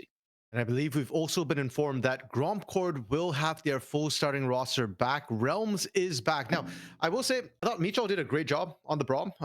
The issues certainly weren't with the support. So I'm not really thinking that Realms is going to necessarily solve all the problems for grompcord. But as you said, the game was close and every little bit helps. Every little bit does certainly help here. So let's see if they're going to be able to stand and fight back. I called it out in game number one, RMC. I think they looked way better without the Yorick than with the Yorick. There's this 2 games now where the Yorick has not lived up to the Yorick reputation. He has disappointed me across the board when he's been selected by this grompcord team. He's now disabled, and that might be as big of an advantage for grompcord as it is for anybody else. Yeah, and they picked out the Shen last time against Lotus. They had a very interesting Shen Nocturne combo that I quite liked. And I'm curious to see if they actually run it again today against Contingent. And for Contingent side, Gordo, I thought they were very stable in the way they played. If there was somewhere they lacked, probably they got caught a little bit flat-footed with the pressure that was coming through by Rogers Yorick, right? It was when he started pushing those turrets, they started fumbling in terms of trying to understand where to play on the map.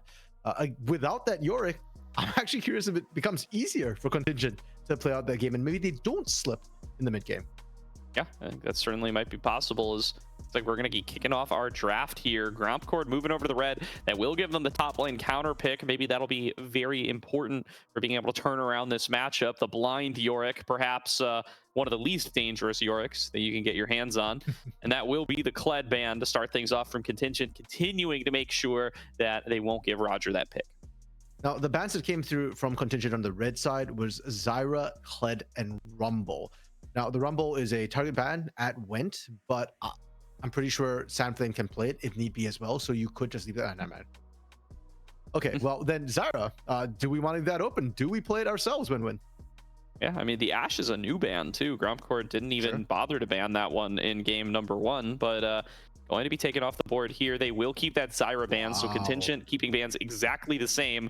But either the TF or the Senna, banned away by grompcord in game one, going to be allowed through. It looks like the Senna going to be their choice.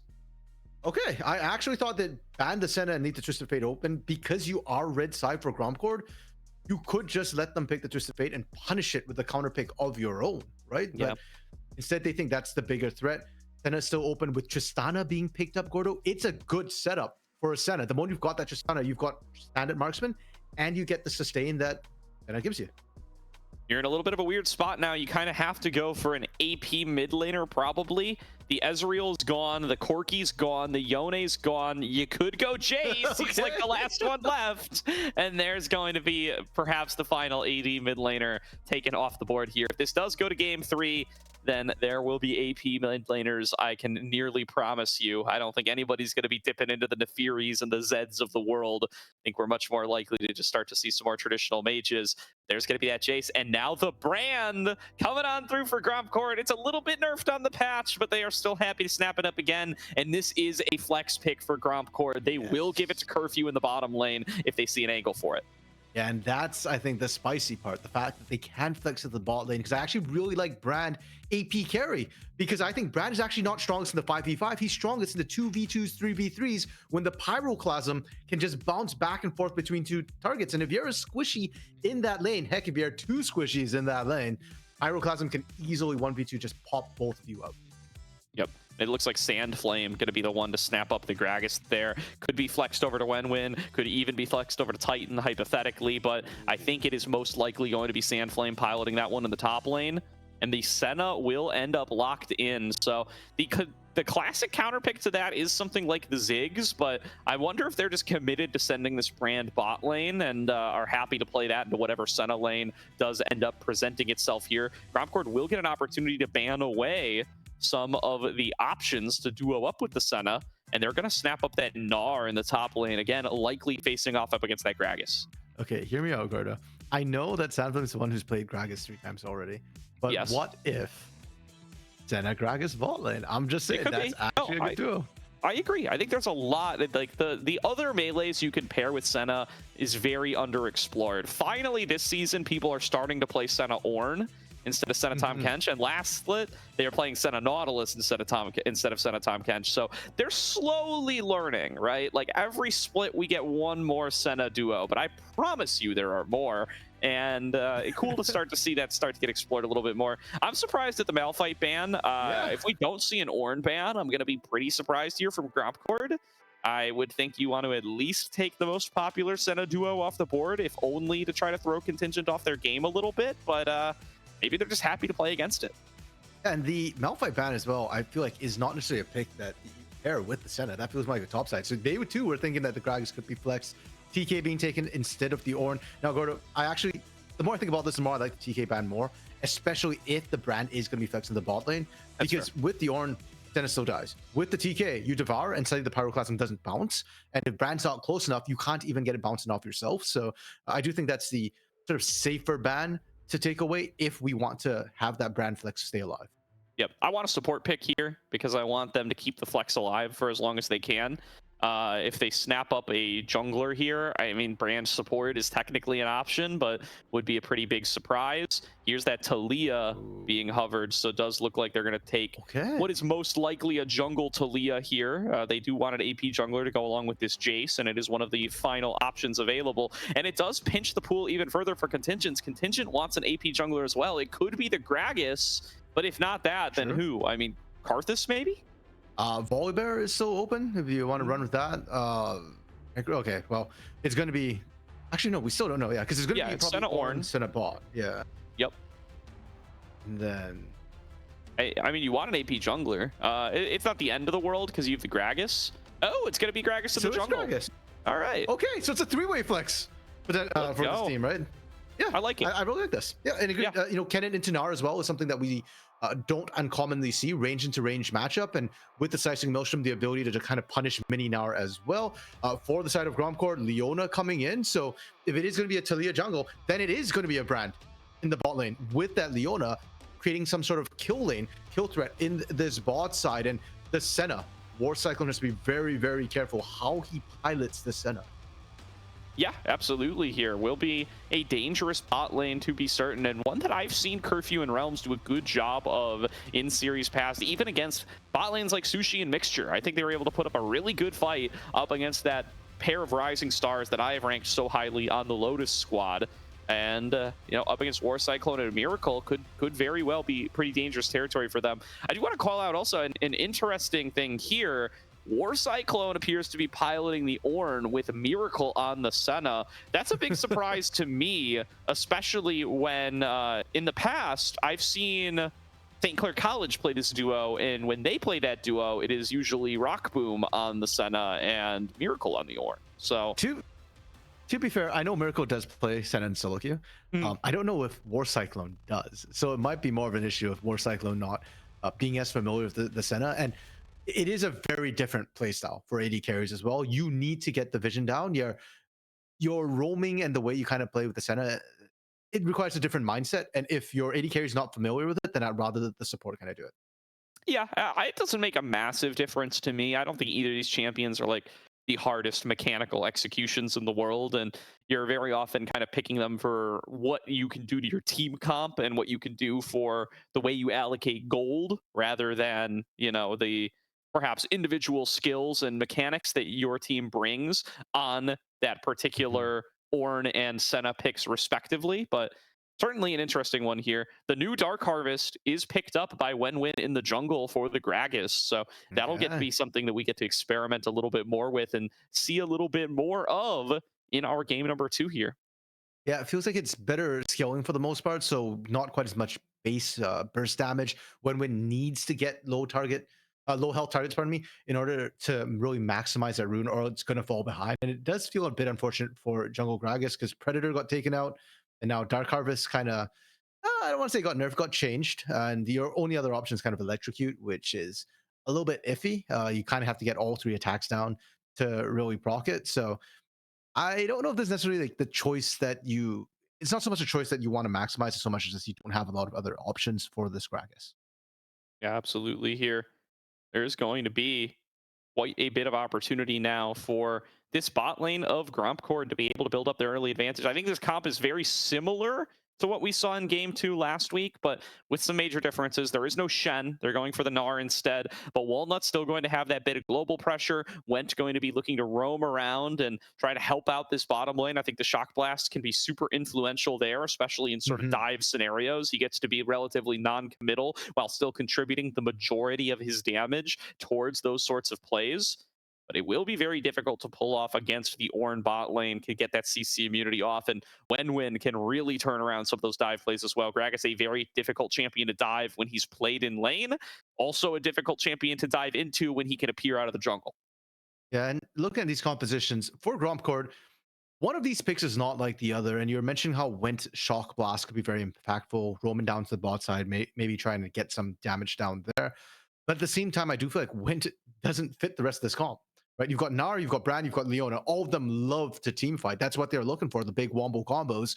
You've got Talia, who can do a lot of things. She's very, very flexible. That's why she was so highly prized in the last split, the early 2024 season, because she can poke, she can team fight if need be, and she's got great map pressure. But Jace, not a great team fighter. He's all about that poke, and there's not a lot of facilitation for that style on this team for this grompcord roster right now. No, definitely are not, but does look like we're going to be ready to get onto the Rift. Game number 2 kicking off right and now. One more win for Contingent Esports will get them to a qualifier match. Grompcord needed to win here to force a game 3 to stay alive in open qualifier number 1.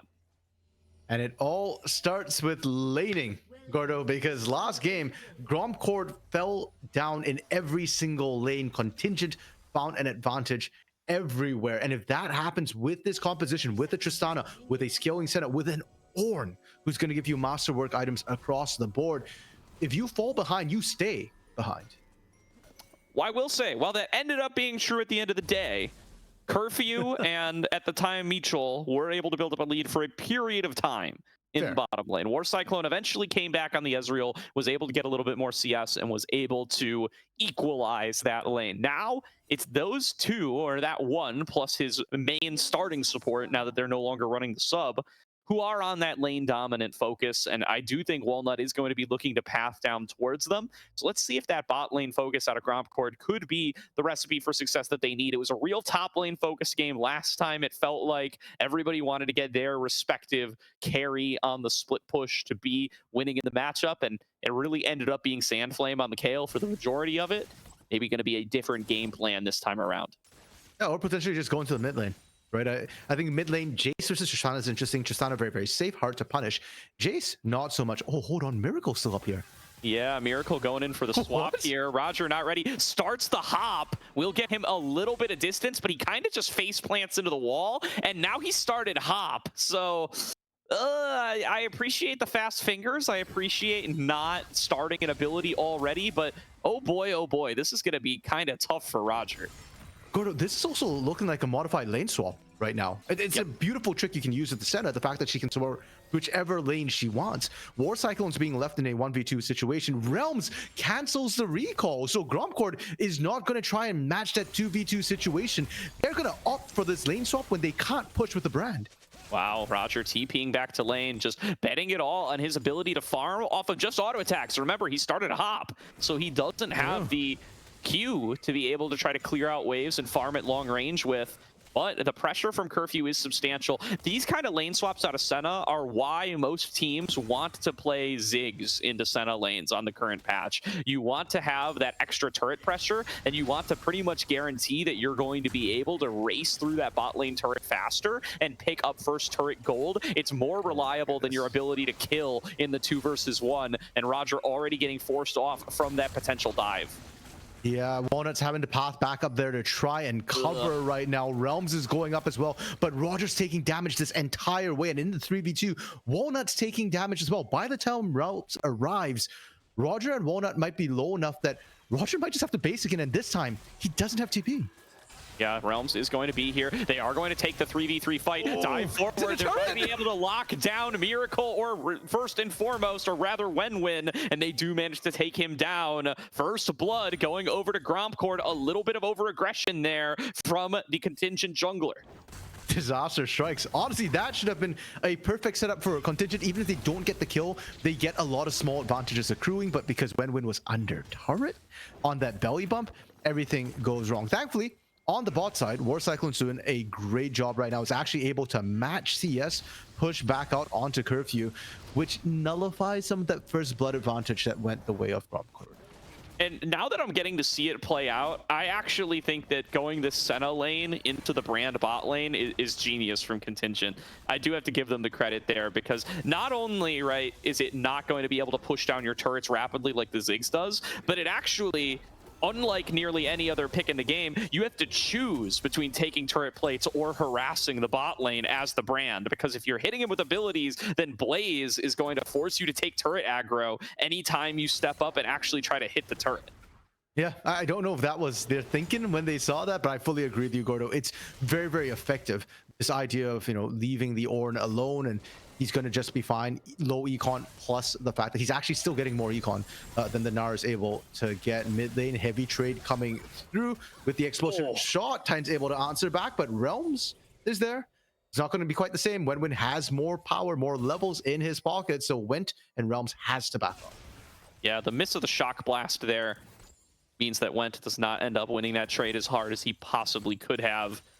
Now going to mean that this lane going to continue to play out. Neither party going to be forced to recall here, having already blown their TPs in the earlier laning phase. Curfew still trying to keep up that pressure, but you can see not very much CS was denied towards War Cyclone. The Titan is going all in for the one-on-one, but Went's going to be able to turn it back around on him. Went with a solo kill in mid lane. And again, I don't know what's going on with Contingent in this game too. Maybe they feel comfortable with the lead, but they are throwing on these dives. Walnut now ganking bot side. Oh, the CC immunity already used from War Cyclone. He's going to have to dash back through those rocks, and this seismic shove not going to connect. That will be enough to keep him alive. I'm so shocked that we didn't see that come through from Walnut as a chain CC that could have ended War Cyclone's whole career, but he does manage to survive through it. The dive comes on through, but Realms is tanking up the tower. They will be able to get one kill back, and another turret shot is going to shut down Curfew, and it's a 2-for-1 dive. Miracle going to receive a boatload of gold. The only thing I'm learning right now, Gordo, from all these dives I'm seeing, from all these plays being made, is whoever goes in first dies first. We've had Contingent now, both their plays backfired. This bot side dive from grompcord as well. 1 for 2. Not really worth it. The last one standing kind of was just Walnut there at the end of it. And when all said and done, Contingent actually end up with a gold lead because of disasters. I mean, this is a mess. This game is going quite a bit sideways, forwards, backwards, every which way. And there's a lot of questions left to be answered about who's actually going to be able to have the lead when we get into kind of that mid-game stage. Although TP into ultimate from War Cyclone, trying to get onto Went, but he just dodges out. He walks away from Call the Forge God, and that's going to be TP down and a important ultimate down for a little bit of time here. And it does look like Curfew is already on the move to try to cut off this route. Yeah, I actually really like that call from War Cyclone, level 6, just TP, and you're running the Unsealed Spellbook anyways, so you could swap out that TP. Actually swapped out the other summoner with a barrier for now, but you're not going to really need that ultimate anytime soon. Yes, there's a dragon, it's a Cloud Drake, and I don't really think Contingent cares enough about it to want to fight for that. I think you just give that one up, you got the Void Grubs instead, and just go for the lane pressure instead. Yeah, for sure. Roger has gotten to play 1 versus 1 now for long enough that he's, a champion on the Rift. He's lost about 2 waves total, maybe 3 once Sandflame is able to close this one out. Sandflame getting another nice freeze here, going to give him the opportunity to build this lead a little bit larger. Roger gets to get the Mercury treads, so it's not like he's lane swap completely out of the game, but he is definitely at a disadvantage in this one-on-one up against the Kennen. The Yordle v Yordle matchup favoring Sandflame the whole game long.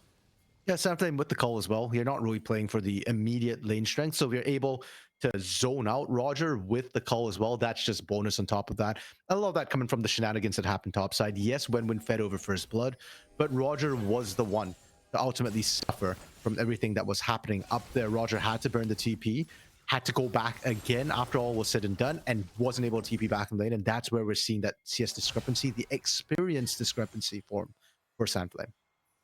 Nice trade found by Titan in mid lane, going to force Went to go back. He's at about half HP, and with the Buster Shot available, that risks you going down to all in from the Tristana. So he's going to have to head out. He's going to have to pick up some items, gets the refillable potion while he's at it.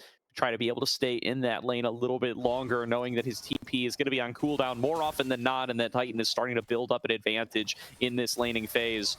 Not going to lose any plates for it, though. We're going to lose relatively few minions, so a good recall. It's Roger trying to go in this top lane, slowing down Sandflame. He's got a low HP bar. Flashes are traded as he transforms into Mega and Walnut. Not going to be able to find the lockdown, thanks to Sandflame's flash.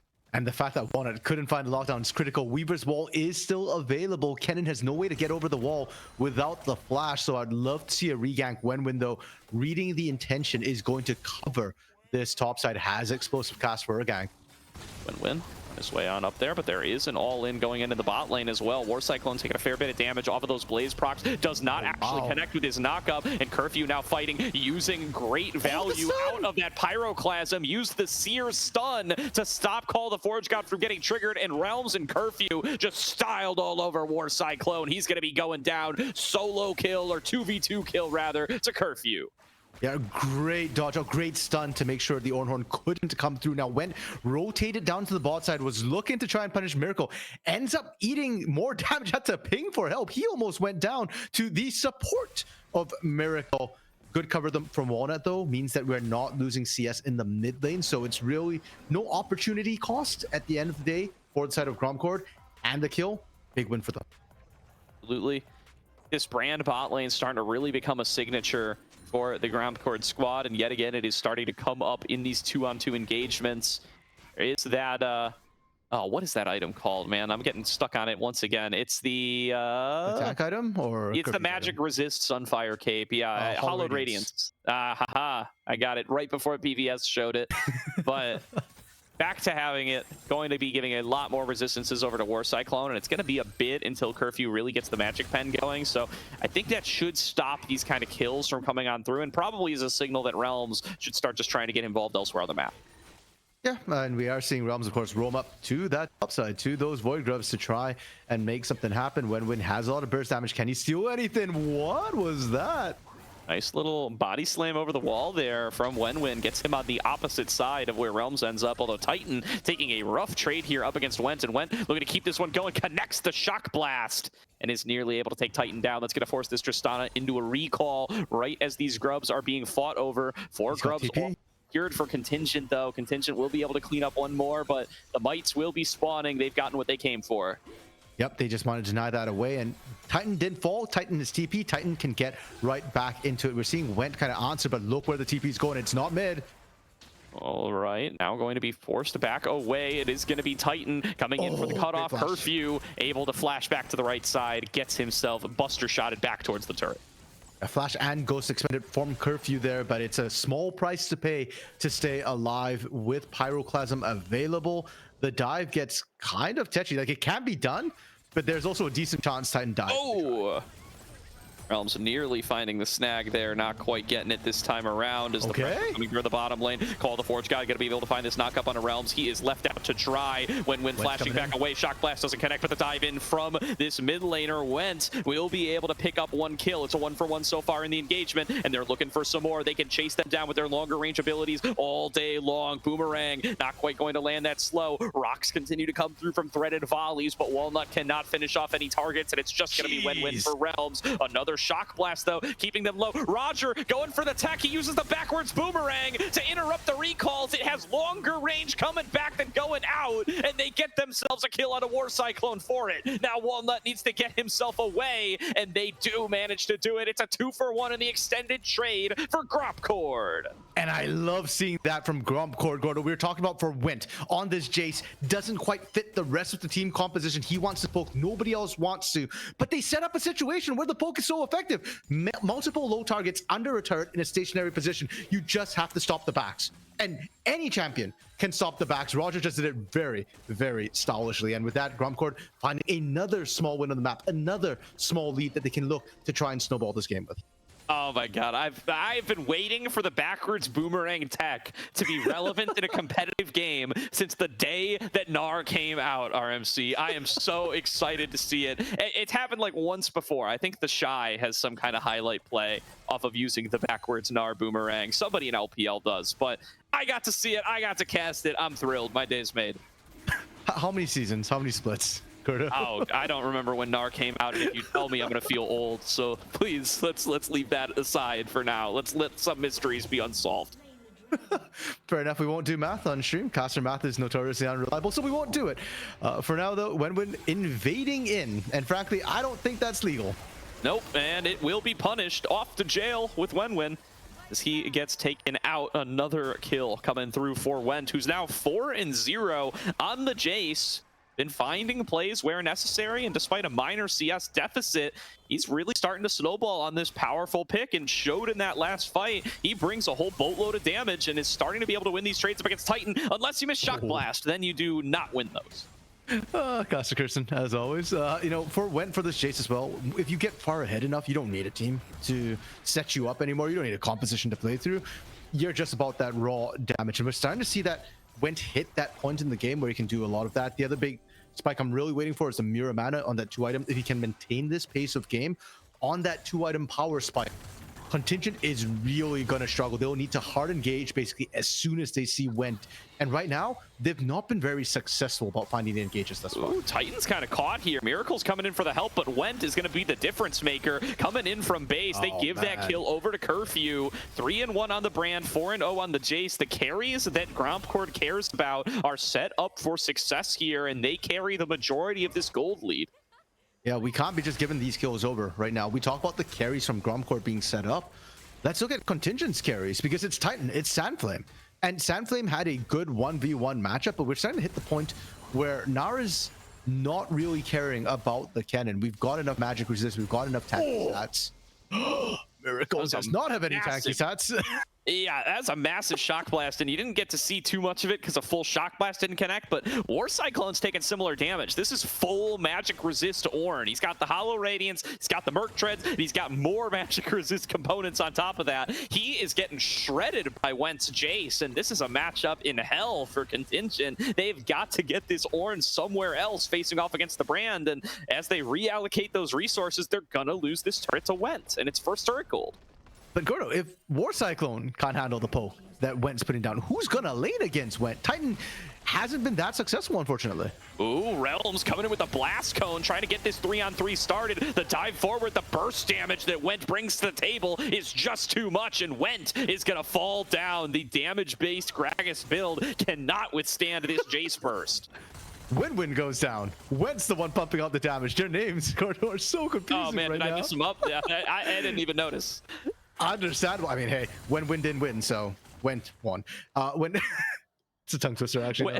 When win, Went lose. When loss, Went win. Yeah, when win didn't win, but when won, yeah, Went won. Okay, we gotta stop this, dude. We gotta. Let's just accept that some phrasing's not gonna work in this game and try our best to work around it. Oh my goodness, Herald does drop, and these Realms kind of exposed right now, but I feel like it's bait. Curfew is in the wings with Pyroclasm waiting, and hey, props for Contingent for not overchasing. Losing anybody here would probably have cost them another turret. Absolutely here. And I mean, Leona, when she started coming back into the meta, this champion's like invincible, especially when Eclipse is running. Just does not die. Like, just sits there and will take a bunch of shots, and as long as she's got the tabby, it doesn't really matter that this Kraken Slayer Titan is fully proccing explosive shots, still going to be able to walk away with half HP, even on a support's budget. You compare that to how much damage Miracle takes from grompcord's mid laner, it's night and day. Well, to be fair, it's a lot easier for the Leona when the carries of Contingent are kind of underleveled, under gold. Yes, there's a Kraken Slayer through from Titan, but that's Kraken Slayer with, you know, like Merc Treads with no other added damage source. Realms can tank that for a little bit. Yep. And I mean, across the map, grompcord just took all 3 outer turrets, by the way, in like the last minute or two since that last fight. Ooh, Sandflame getting engaged on. We'll be able to avoid getting hit by the wallop into the Gnar, so we'll be able to step back away. But a ton of turret gold coming into grompcord's pockets here, and a lot of run over the map. That was the first turret that Contingent's been able to get all game, was that bot lane one. Meanwhile, the amount of territory that theoretically belongs to grompcord is substantial. They can really start to push their vision lines forward over the course of these next couple of minutes. And considering that they've gotten so many more turrets, they've gotten so many more kills, grompcord's only 2.5k ahead. That's less than a completed item across the entire team. Titan caught in transit, gets the electrocute procced on him down to below half HP as they look to collapse under this top lane play. They're going to dodge out of the call. The Forge God went maybe going in a little too far, trying to finish off his lane opponent, and Sandflame's going to catch him out, guaranteeing that shutdown gold. But the remaining members of grompcord have arrived into the fray, and they're still happy to take this fight. Buster shot it away as Roger, as he looks to lock down substantially more members, cannot find them, and it will be the 1-for-1 trade at the end of the day. Went goes down, Win going to fall down as well. And finally, went home after all said and done in a casket. I'm sorry, I can't resist. All the team fight ultimates kind of be used there. I appreciate that from Contingent that they used it on a single target. Normally, that's a bad call, but when you're behind, it's critical to just take down the big carries right from the get-go, and they did just that. Roger still technically has a team fight tool, but he's not anywhere close to Mega, so it won't be an option, and Contingent won't be able to contest this dragon for now. Absolutely here. Really good damage coming on across so far.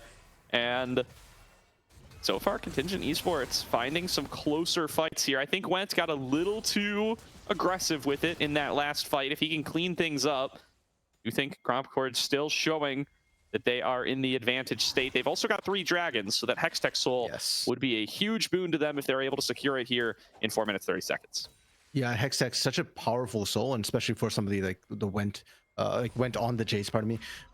Being able to slow people down when you're the poke champion who wants to choose when to engage and disengage is absolutely massive. It'll be huge for Carp for you as well. Looking for that. Realm's going in though. Wow. Realm's starting this up. Went's a little bit late to the party, but will get here, and nobody gonna fall before then. They do manage to finish off Sandflame, get a little bit of revenge, and behind them now is Titan, who's trying to flee from the scene, but getting collapsed on, gets into the portal, and takes it out to safety. Really clutch move there from Titan, as Walnut was looking for him. That's still a huge team fight tool dead on the side of Contingent, as Baron has spawned for grompcord. If they can find one more pick, they can go for Baron. And now going to find that one more pick as soon as you say it, RMC. Miracle found and taken out by Went. And this is a 3 versus 5 now as the Baron is going to get started. Sandflame does have access to the TP, but he doesn't have Slicing Maelstrom. So even if he gets here, he's not going to be as strong.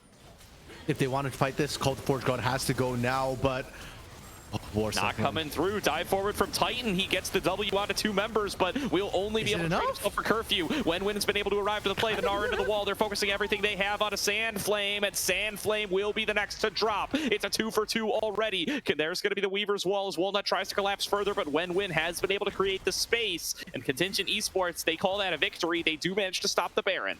Yeah, and they trade 2 for 2 at the end of the day after the initial fight. We don't count the picks that happen. That's pretty big for Contingent to be able to make that happen for now. And for grompcord, this is just a bump in the road, right? Like, it's an inconvenience that they got peeled off Baron. Trading 2 for 2 is a little bit unfortunate. They're still perfectly fine, and I expect to see them continue pushing the gas on this game.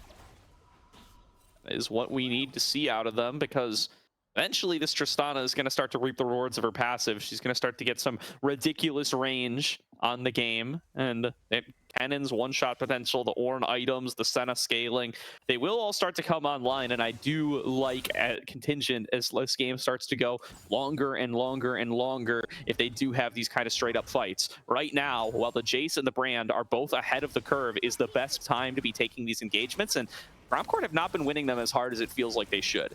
Yeah, and they need to do it now, because look at what level War Cyclone is, Gordo.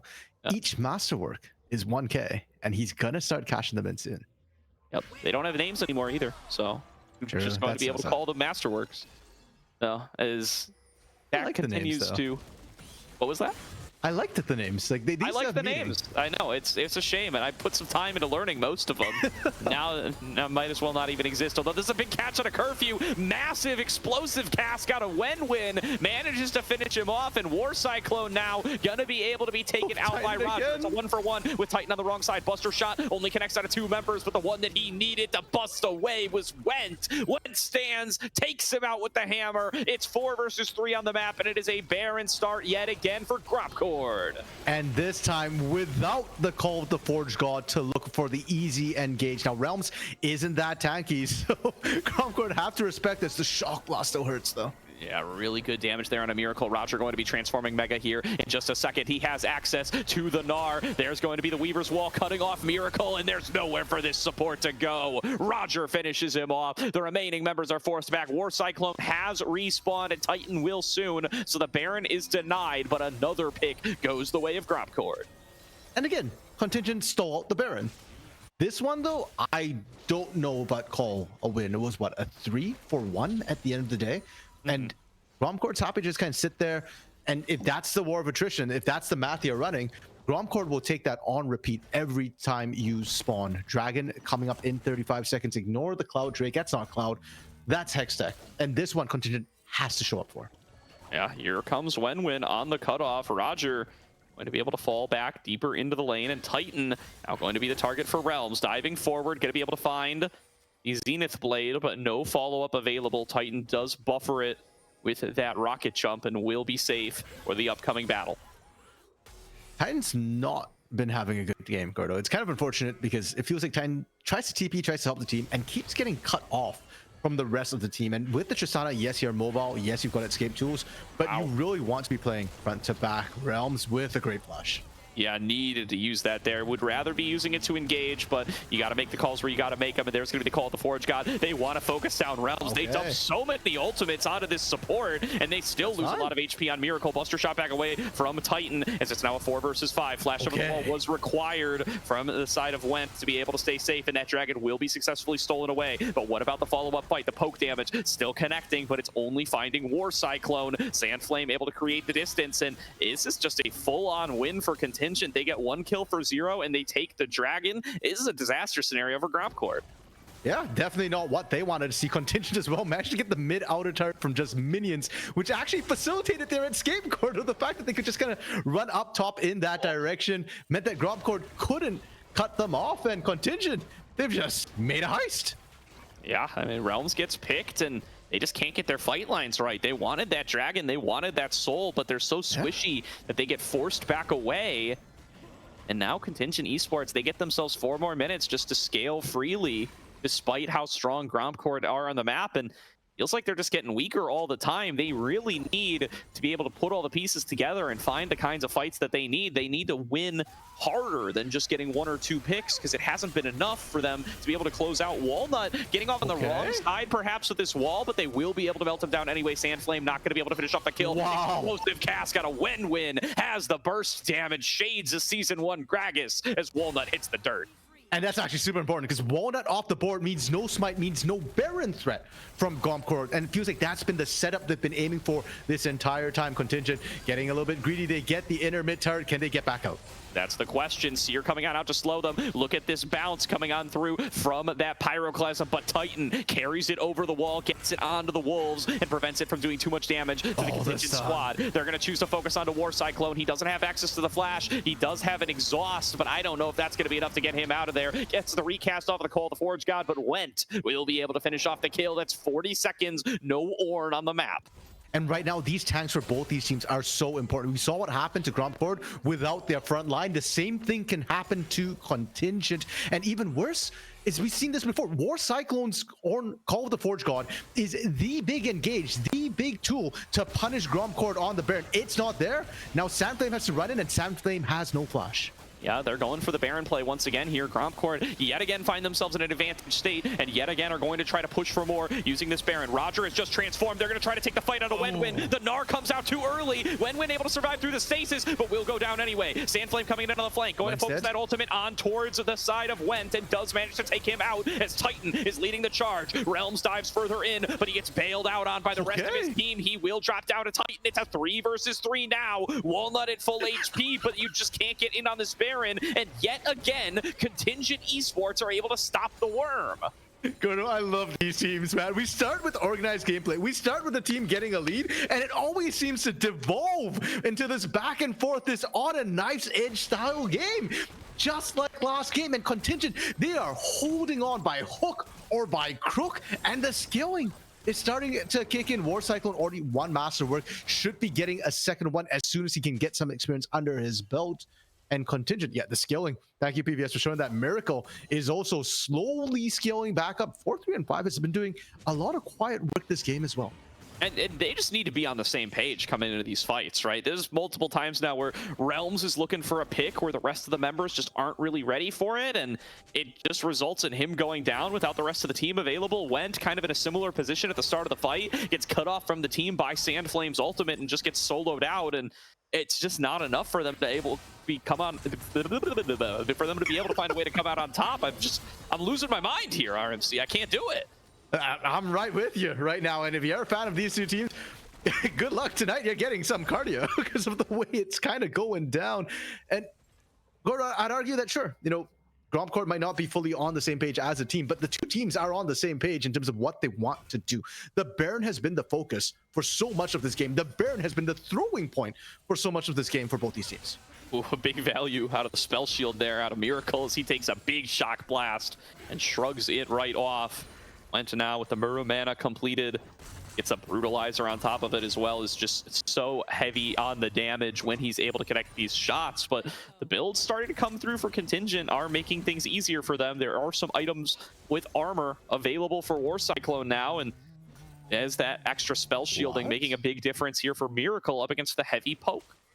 Interesting. The second masterwork went to Miracle. I thought you'd want it on either Titan or Sandflame, to be honest. Realms with the flag. Realms finding Miracle, keeping him locked down, and they just one-shot him. Now going to try to focus this front to back. They lock down War Cyclone and are going to be able to finish him off as well. Walnut picks up the double kill, but does get traded onto by Titan. It's a 4 versus 3 now as the attempt on a Dragon Soul comes through. They have no Walnut. They have no Smite. Wenwin is still here to jump over the wall. You've got to be able to stop him somehow. It's got to be Realms throwing himself into the fight. Body slam doesn't get in. The soul is secured for grompcord. Roger's over the wall. Okay, Sandflame with Titan and Wenwin. Sandflame comes in with a massive slicing maelstrom and slices apart the grompcord roster. Roger getting forced back, regrouping with Went, and it's the inside track available for Contingent. Will they look for a push? No, they're just gonna take the recalls. Pings are coming down onto Baron from Contingent. So sure, they're taking the recall now, Gordo, but it's to set up TP immediately being used as they're all rushing towards this Went.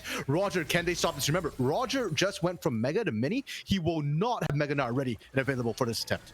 And they are going to start up the Baron. They know the Curfew and Realms are still going to be down, but the procs of this ultimate and of this soul are going to be so valuable here. The health bar is getting taken lower. Walnut raining rocks over the wall. Titan trying to get in here. Titan just gets one shot, completely misjudges his damage. Went's going to be able to flash away. A massive shot blast on a Miracle and the Sandflame, and they're going to keep on going. Went finally going to get finished off by Miracle, but now Roger still willing to take the fight. The chain connects on a Walnut. He has to flash back away to avoid the Dawning Shadow, but Call of the Forge God's gonna take him out. Curfew arrives on the back line, throwing through the Pyroclasm and melting them all down with the burn. Curfew gets himself a triple kill, and it's Baron all for grompcord. Get us a fast food sponsorship, Gordo, because the burger flips are coming through. I know it's summer, but this is ridiculous. Has there been a single Baron fight where the team that's there first doesn't lose? I don't think so. Not today, not here, not on the territorial Baron, but Roger, Realms, and Curfew will finally finish off the objective that they've been working on for 12 whole minutes. They've got the epic buff, they've got the Dragon Soul, they found the fight that they needed, and these teams, they might not know when to start Baron, but they certainly know what it does once you get it. They are going to be able to push for massive advantages. And for grompcord, this might be the backbreaker Baron they need. They got the Hextech Soul, they've got the Baron as well, and they've been struggling for the last 10 minutes to really accelerate the pace of this game, to be able to close out. You've got all the advantages. They need to end now, because I do not think you get another situation like that where Contingent overextend, where Contingent don't have enough damage, where Titan just jumps into his own death and causes the loss, the subsequent loss of the team fight. Yeah, that is always the risk here, and does mean that they are going to have another shot at a fight here. Roger quietly going deathless on this NAR game, not finding the greatest of team fights, but starting to build on up and become a bit of a threat in his own right. You got to see a bit of it in that last fight where he just survived way too long and was continually getting the Hextech Soul procs. Yeah. Now, Split pushing up here, going to be able to take down this tower as the rest of the squad to fall back to as they take control of the Contingent Esports jungle. Yeah, and right now grompcord actually pushing with some sort of, I hesitate to call it a 1-3-1, but that's effectively what they're looking at. Contingent need to punish this. They need to group up, choose a direction, and they went for what?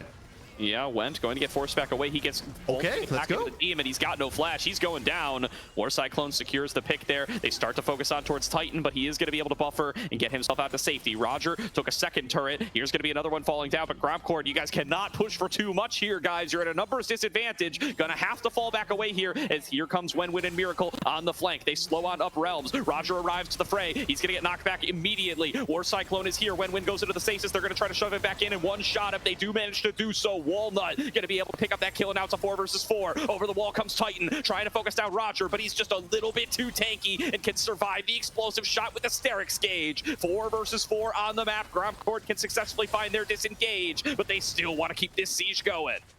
Curfew did burn the pyroclasm, solar flare not available. There is a window here for Contingent to try and push in and punish, but they're scared. They've backed off. Roger went back to base, healed back up, and with the TP, full health, ready to push.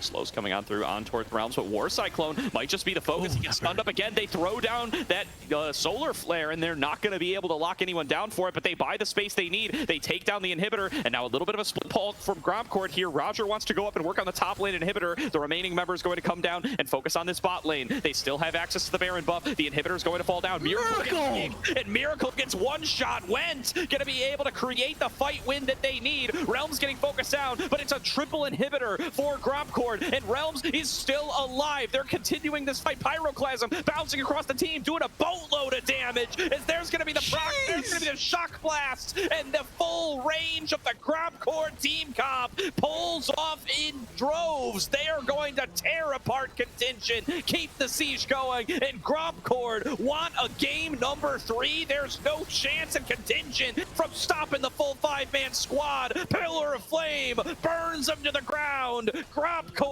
force game 3. And Gordo, you called for it. That was your highest percentage prediction for the night, was we get ourselves a game 3. And sure enough, here we are. grompcord firing back, and I need to talk about Went a little bit. 11-5-12 ending this game on this Jace. We said he didn't quite fit the mold. He didn't need to. He redefined the mold that game. His poke was absolutely disgusting. And as much as it felt like Contingent was coming back in, Went didn't give them that opportunity at the end of the day. He accelerated, he found the picks, he found the poke, and he helped find the win. Here, massive win for the grompcord squad here to be able to force the game number 3. I'm going to claim all the credit I can here. I knew that we would get one eventually. grompcord now going to have another shot at fighting back, but without their signature brand in the bottom lane. Gonna be curious to see how things go, but it really feels like the main character of this game was Went. We've had massive performances from each mid laner in games 1 and 2, and this matchup gonna continue to evolve as we're out of AD mids. Pretty much. I'm looking at Went's pool as well. I mean, he's not really an AD mid style player anyways. He's playing things like Aurelion Sol, Vigar, Vladimir, heck, even a Pocket Victor that came out of seemingly nowhere. And given how the games have been going as well, Gordo, they're going late right now. This feels like it should play well into Went's champion pool. Even if you don't have AD picks, even if Walnut has to go more traditional AD damage junglers, I think that's fine. The one that impressed you, Gordo, last week was Shen Nocturne, right? You can run that. Went can go as killing mid laners like he always has been. And Curfew, I mean, if he still wants a mage in the bot side, there's things like Cassiopeia and Syndra he can pick. If not, he can kind of just go back to, traditional marksmen. Things like Varus, things like Ashe are still on the table. Absolutely, they are, and we're going to see if that's what the focus is going to be. Going to be a Game 3 full Fearless draft, so way more champions taken off the board and way more wacky drafts to come. We're going to bring you that third draft after another short break, but we will see you guys before too long, so do not go anywhere unless it's to take a quick glance at the other series.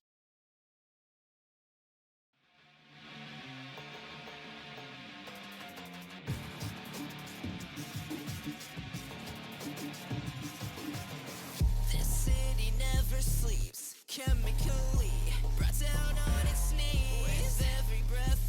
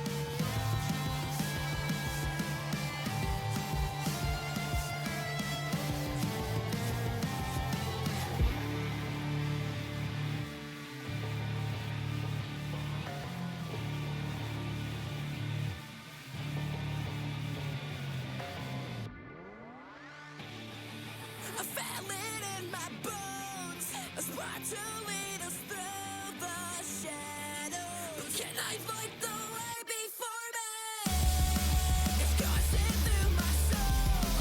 A road to guide us through the sorrow. Can I calm this storm inside me? I feel it in my bones. A spark to lead us through the shadows. Can I light the way before me? It's coursing through my soul. A road to guide us through the sorrow. Can I calm this storm inside me? This storm inside me.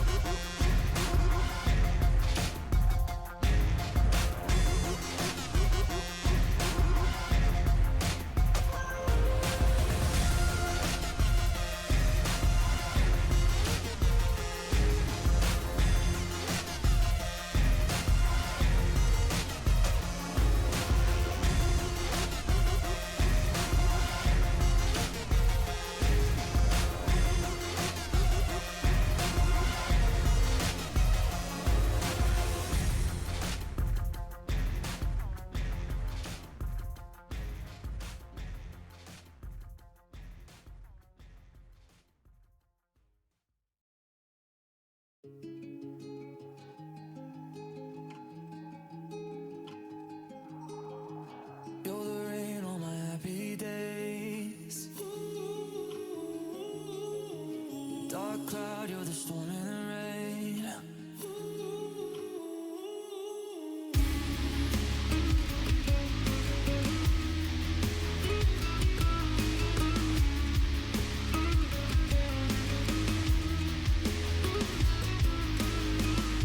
An intoxicated storm, if the sunshine let me know.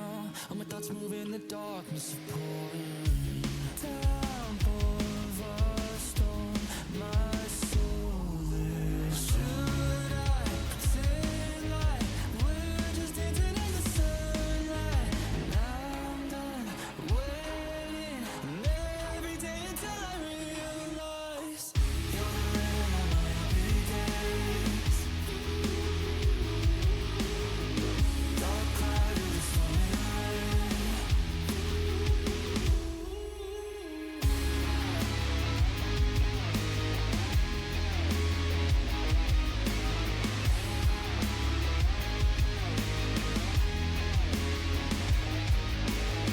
Stepping away, stepping away, stepping away from this fight. Hidden away, hidden away, hidden away with your light. Killing me, hope I thought that was a sign. Killing the hope that I had in my life. I'm sick 'cause you're wasting my time inside my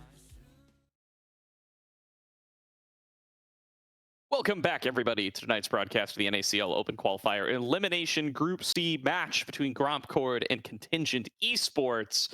We have got grompcord moving back over to the blue side, Contingent on the red. and one final match to be played here, RMC. And in full fearless, in a vacuum, I generally think blue side's pretty favored, especially coming into the game number 3. I don't know about with these teams. I don't know. I don't know. I Yeah. think a lot's gone out the window. And you know what, Gordo? Contingent had side select. They too are with you. In this series, they have chosen red side once again. So in a game 3, with the bans coming in hot and heavy right now, these players, first of all, have deep enough champ pools that they still have options. And secondly, it feels like they value counter pick, I guess. And I'm a bit surprised because the counter pick that came out from grompcord last game, R5, was Leona. That is not what I think of when I think of R5 counter picks. No, not in particular, but we will have to find out if the R5 counter pick will start to make itself a little bit more relevant coming into game number 3, as could very much be Contingent looking for some of these counterplays for Sandflame in particular, especially Sandflame loses access to some of his personal favorites, right? He got that Kennen in the first game.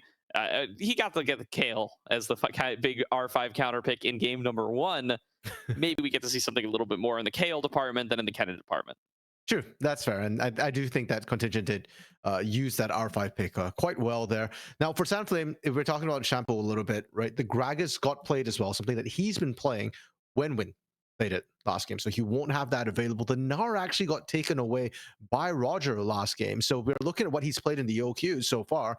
Then the only champ left that he has played previous series, but not this series, is Aatrox. And I'm very curious to see. We do see the Aatrox come through right now, especially with the Nautilus. With the Leona, a lot of the engaged supports have been taken off the table, and you won't have that easy setup that you're used to having as an Aatrox. Definitely true here.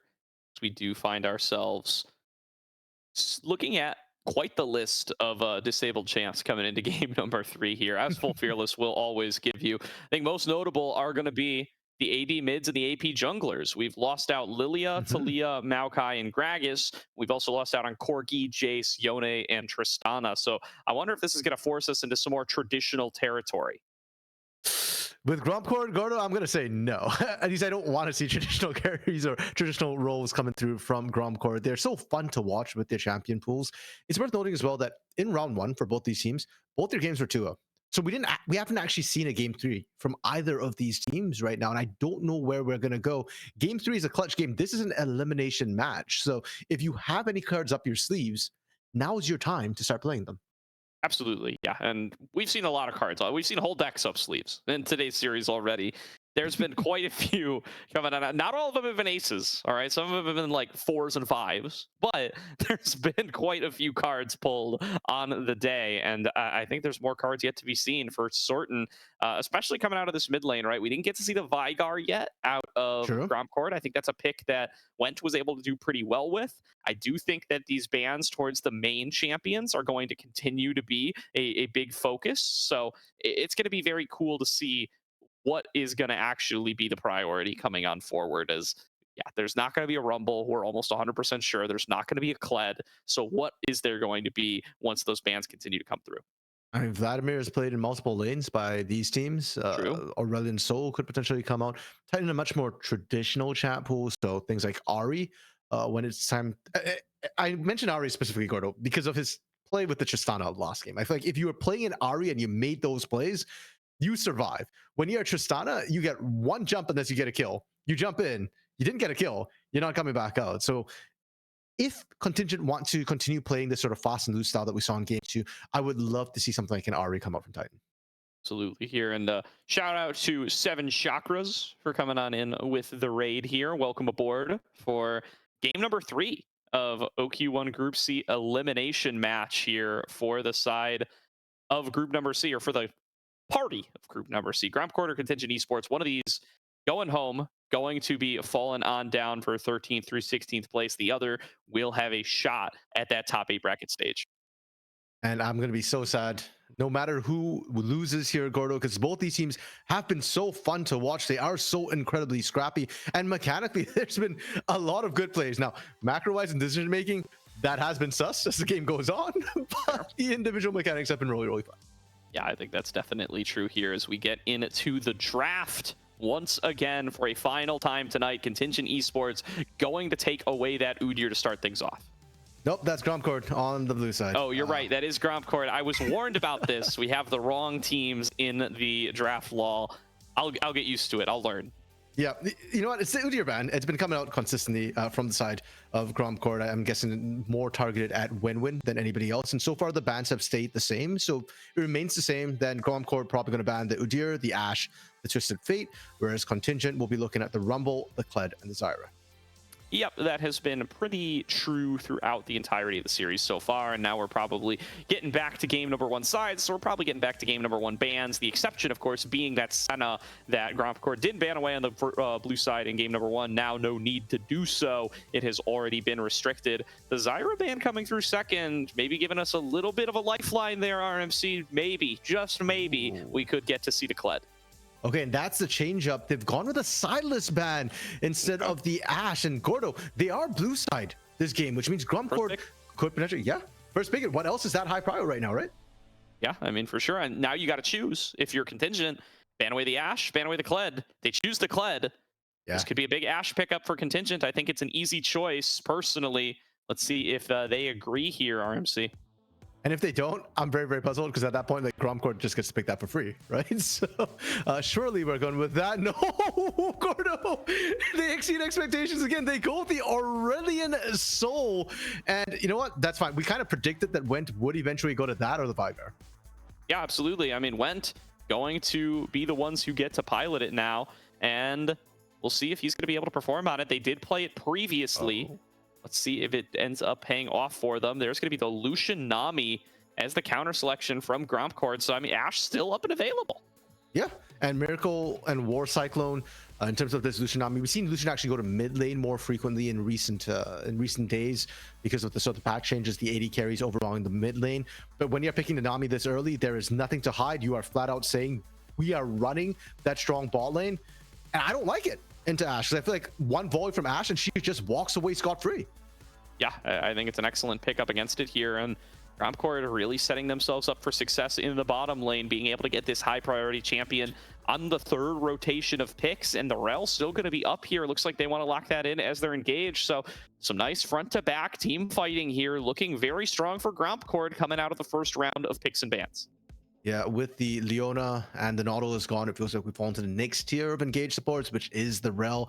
Alistair, the other one that we frequently see, pardon me, maybe even Rakan, but none of that's going to matter because the Nami's already picked up. And for grompcord, or pardon me, not for grompcord, for Contingent, instead of the Ahri, they've gone to the Azir. So they want a bit more sustained damage, a bit more skilling, just as insurance in case the Lucian Nami don't utterly dominate the early game. Yeah, so going to have that AP DPS and going to go into the Shen ban now, trying to pinch away some more pocket picks away from Roger. And I do think the Nocturne Shen rotation, something that could have come through on the back end here. It was really powerful for grompcord last week up against Lotus. They could go back to that well if they wanted to. Now going to have it taken away by Contingent. Yeah, if we're banning pocket picks away from Roger, do we see a Heimer ban? We could. I mean, yes, let's go. All right, what a series we had here tonight, RFC. I mean, what a series it has been. Look at these champions. Look at these top laners. Take it away by the Contingent Esports squad and tell me that we have not had an entertaining series here tonight. The Jarvan going to round out those jungle bans directed towards Wenwin. Will he want to lock himself in one here? Almost certainly the Xin Zhao, something that is back and available and would give you some of that early game power. The Jarvan and Volibear both banned away. I think it would not be a poor choice. But the Skarner, still up and locked in. When all is said and done, through multiple rounds of nerfs, Gordo, Skarner is still up there. Maybe not S tier, but at least still in the A tier. And it is a flex pick as well, Gordo. They can send it top or into the jungle, depending on what the matchups end up being. So I kind of like the idea right now from the side of Contingent. Keep your options a little bit open. Absolutely here. And now Contingent gets their shot at another rotation. What do they want in the jungle? They want the Viego for Walnut. And now another blind top laner required. I mean, the Skarner's a flex pick too, still. Yeah, I think a little bit better in the jungle than in top lane now, following the last round of nerfs, but is definitely still an option if they do want to take it. Let's see what the blind pick is going to be here. The Garen hovered and locked in. Roger, always one to be entertaining, never one to go for a traditional blind safe pick. To be fair, Gordo, I actually really like the idea of this Viego Garen combo right now. There's a lot of executes to come through to help the resets come through from Viego. It's not always just about getting the Heartbreaker, getting the execute for the Viego himself. He just needs a kill, any kill, to really start popping off and snowballing. But Contingent, they are still staying stock standard. The Camille pickup into the Garen, that's an interesting one. You do get to outscale Garen eventually, but the early phases of the game can be kind of rough to trade into. And again, the execute potential that comes through with the Garen and the Viego does make those level 6 ganks very, very potent. It really does here. So got some really powerful scaling options here for the grompcord squad, especially in this Aurelion Soul, and with the reset potential coming on through from this Garen and from this Viego. Really like what they're going to be able to bring coming into these later game team fights. But Sandflame in the side lane could very much be the difference maker if he's able to get ahead on this Camille and if he's able to get himself in a strong position. And of course, it is this Skarner in the jungle, a pick that maybe a lot of teams have not gotten to play against too much because he's just been so much of a focus in the top lane throughout this entire season and throughout his whole tenure as a reworked champion so far. And Gordo, right now, this looking at the compositions, it feels like a bit of an arms race coming through from both of these teams. For the side of Contingent, the Lucianami needs to take off, right? If you fall behind in the bot lane, I do fear a little bit for them. The mid lane, Azir should win out against Aso, but eventually Aso will hit the point where he just outranges the Azir. He outdamages the Azir in all of these team fights. So Contingent needs to pop off early and take over. I like the Camille pick. It's a better skill than the Garen. I just don't think by itself it'll be able to carry the late game. Yeah, I can definitely see that as well. You're going to need to rely on some big engage angles being found from Wenwen and from Titan. You can definitely catch folks out of position, and Went and Curfew not on the most mobile of picks as well. So at risk of being caught on out by stuff like this Skarner, stuff like this Azir, shuffled out of position, and then War Cyclone can try to clean up the pieces here. Not the tankiest composition we've ever gotten to see out of grompcord here. So if you're able to find the right fight angles, you can still finish people off very quickly, even on a champion that we generally don't consider to be as powerful of a scaler like that Lucian. Yeah, and for grompcord, the Garen, kind of a bit separate. That feels like the big power point in the early game for grompcord. So I'd love to see some attention being paid up there. I'd love to see a level 6 gank from Walnut right from the get-go, try and punish this Camille as much as possible. Other than that, the bot side of the map for them went Curfew, Realms, just kind of play safe and look to scale up. The dive against an Ashe Rel gets kind of difficult post 6 as well. So as long as the ASO kind of plays safe, I do feel like grompcord, they should have the means to get to that late game where they want to be, where they can to start popping off, where Went can start to take full control over this game, much like he did last game in game 2. Absolutely here, and we're finishing out the timer here. I do get to see in game some things that already, while we wait for the spectate delay. I want your opinion here, RMC. When taking the Grasp of the Undying on the Skarner jungle, is this a thing you could do? Sure. I mean, you can take almost anything you want in the jungle. I think it's more just you want the resolve tree for the tankiness because you are going to be basically the sole tank for your team. So among sort of the resolve tree options for your keystone, if you want a little bit more damage, you want to build a bit more tankiness, you go Grasp with the Undying. I'm curious to see if we see it paired with the Heartsteel as well, that we sometimes see coming out the jungle for really maximal health stacking. Absolutely here. There's going to be an opportunity for an early game lead to be generated here. I think particularly for Contingent on this Skarner pick. So let's see what he's going to be able to do in the early game as we get onto Summoner's Rift for our third and final game of the night. grompcord taking on Contingent Esports. Let's go back to the Skarner. I heard the wrong count. So we got 30 more seconds. We're not getting on there. I heard a 5 count. I think it was actually a 45 count.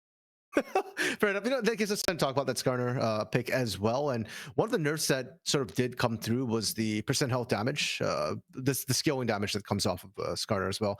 So with the Heartsteel, with the Grasp when they're dying, I do feel like it's one way to kind of make up for that nerf with the health stacking, since it not just gives you the defensive stats, but also the damage stats. And if anything else, I'm actually not as concerned about the health stacking, the defensive aspect of it, especially into a scaling ASOL, I really do think it's more about the damage than anything else. I completely agree with you there, RMC. So now we can get onto Summoner's Rift and see who is going to be able to come on up with the big win at the end of the day. Game number 3, all of the eggs in the basket. One team going to be moving on for the next round. The other going to be heading home, having to find a way to be content with only top 16. And you look at these teams too. I mean, for Contingent, we said before, first time they've made top 16, Gordo. To go home here after making it this far is going to be such a heartbreaker for this organization that has tried so long. And for grompcord, these players seemingly came out of absolutely nowhere. I'm not familiar with most of them. Most of them have maybe like one split experience in T3, maybe some CLOL experience. They're coming here, they're making an absolute splash as well. To carry on would be a bit of a Cinderella story for this grompcord roster. Absolutely. There's going to be looking like a simple 5-man spread coming out of both teams here to kick off game number 1, and going to be trying to see who's going to be able to find themselves the early advantage. But no level 1 plays to be found. Went's going to get the little proc off of the Comet to kick things off, and is otherwise it's going to be a very simple start. Mirrored starts here for both Wenwen and Walnut, both starting on that top side. Yeah, I don't think there's any level 1 to be found. Frankly, both comps suck at level 1. Even with the Lucian Nami, you're not looking for level 1. You need kind of level 2. And in fact, you can actually abuse a Lucian Nami at that level 1 state. So it makes sense that both teams just kind of playing passive to start. I just hope that once they get a couple of levels, we start seeing some aggression in the side lanes at least, and that we don't see just, sitting back to a level 6. Absolutely here. And there is going to be now White. The trade coming through from War Cyclone and a Miracle as Curfew gets chunked out low, down below half HP. CES going to force them back. Yeah, and if you're struggling at level 1 into Lucian Nami, this is not going to get better for you. It's going to get a lot worse. War Cyclone and Miracle just ticked 2 as well. Realms and Curfew will have to sit under turret. If they leave turret range with the Ignite on War Cyclone, could be a very early first blood. Absolutely here, and Sandflame starting to bring that wave in already. The Garen not going to be too powerful in this matchup in the first couple of levels, and you can already see that reflecting in the CS count. Sandflame just getting himself whatever he wants here, and gonna be crashing a pretty sizable wave here before long. Wenwen actually rotating down as well. They might look for the dive. It's doable onto the Ashe if they can find her. Yeah, here comes Wenwen crashing into the wall here. Going to be able to focus him on down. Curfew not going to drop in time. First blood goes over towards the jungler. And now Walnut advancing forward. Very happy to have been able to pick that one up. And this is a really interesting situation, Gordo, because normally if you trade 1 for 1, if you kill the enemy AD carry and trade it for like your support or your jungler, it's not that bad a deal because the AD carry gets shut down. But this is an Ashe. She's utility. First blood went over to Walnut. He's a carry. So despite the fact that, sure, we lose our AD carry, I think grompcord are actually pretty happy with that trade. Yeah, I think so as well here. Walnut being able to get involved, find the first reset, also stymies any attempt at further dives, and he's fine to be able to pick up all that CS. So yes, while it's a deficit over to Curfew, it's an advantage over to Walnut, a surplus, if you will, and gets to set themselves up into a position where they're going to be able to be strong enough to win out on these duels and to have some really impactful damage-focused ganks. Now, for Contingent, though, of course, it's good that they got their kill onto War Cyclone. We talked about the Lucian Nami before, how that lane needs to pop off, and it's really what they can do with that early kill that matters to me. If they can't push the lead significantly, if Curfew and Realms can stay safe, then I think grompcord are going to be very, very happy. But if Contingent can absolutely snowball this bot lane, make it absolutely crush, then it's okay. Even despite the fact that, hey, Walnut's getting fed on the other side, but as long as our bot lane can kind of beat your jungler and contain that carry threat, then it's fine. That is the criteria to make things okay. Went forced back here, hiding away underneath those turrets. Titan is able to find some of the early trades in his favor and get the faintest bit of a CS lead. Well, Wenwen is pathing on over in that direction. Walnut arriving for a follow-up gank. The stun comes on through. They saw Walnut, but still going to get engaged on a War Cyclone. Still going to be forced to flash, as is Miracle. They saw Walnut there.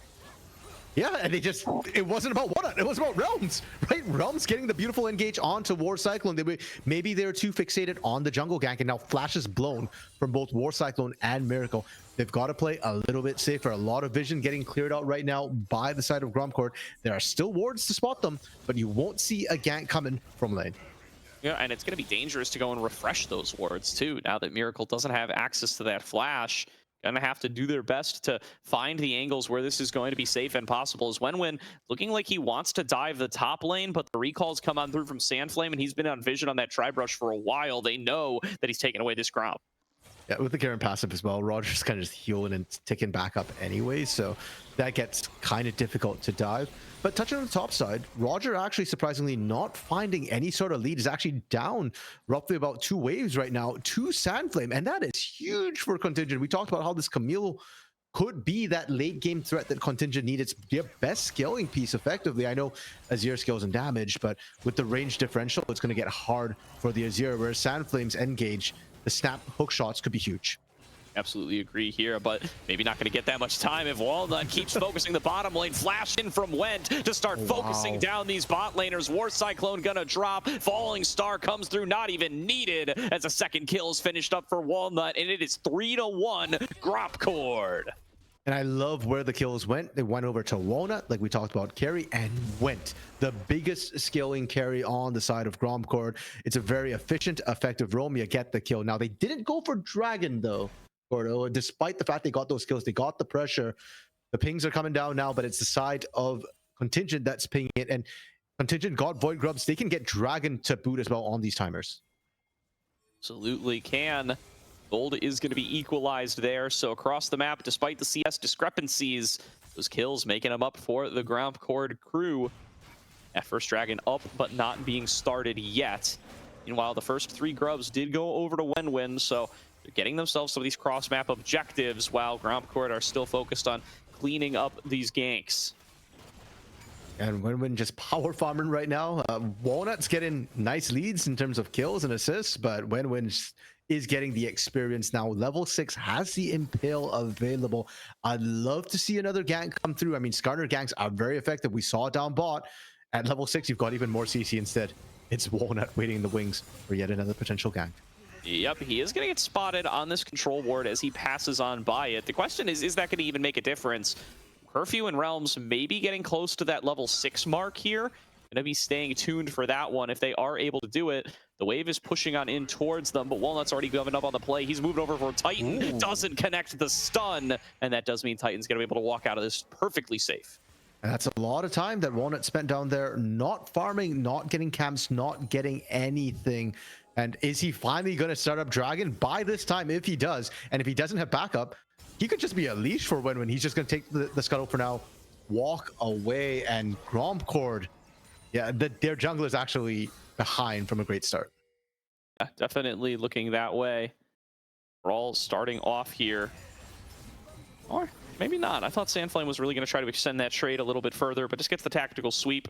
Still looking around. These precision protocols, gets a little bit of damage on across, and continuing to proc that Grasp of the Undying, no problem. Builds up a bigger and bigger CS lead, and these lanes have been tough for Roger so far in this series. Has really been getting set behind by Sandflame in the earlier stages, and this doesn't appear to be an exception. Big engage found by Realms, though. Perfectly placed with the ultimate, and there's going to be Walnut cleaning up the first of the kills. Wenwen here for the counterplay, but he just has to make sure he doesn't end up being another kill. Nice double impale, pulling them underneath the turret, but the double kill comes through for Walnut. Either way, Curfew juggling the aggro beautifully, and it's 2-0 trades. grompcord coming up with the win.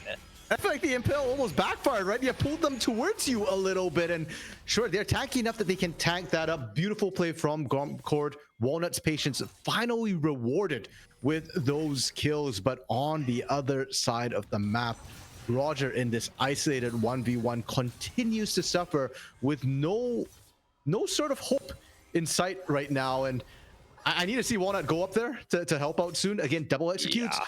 With the ignite from Roger, there's a lot of potential here to build up the Garen.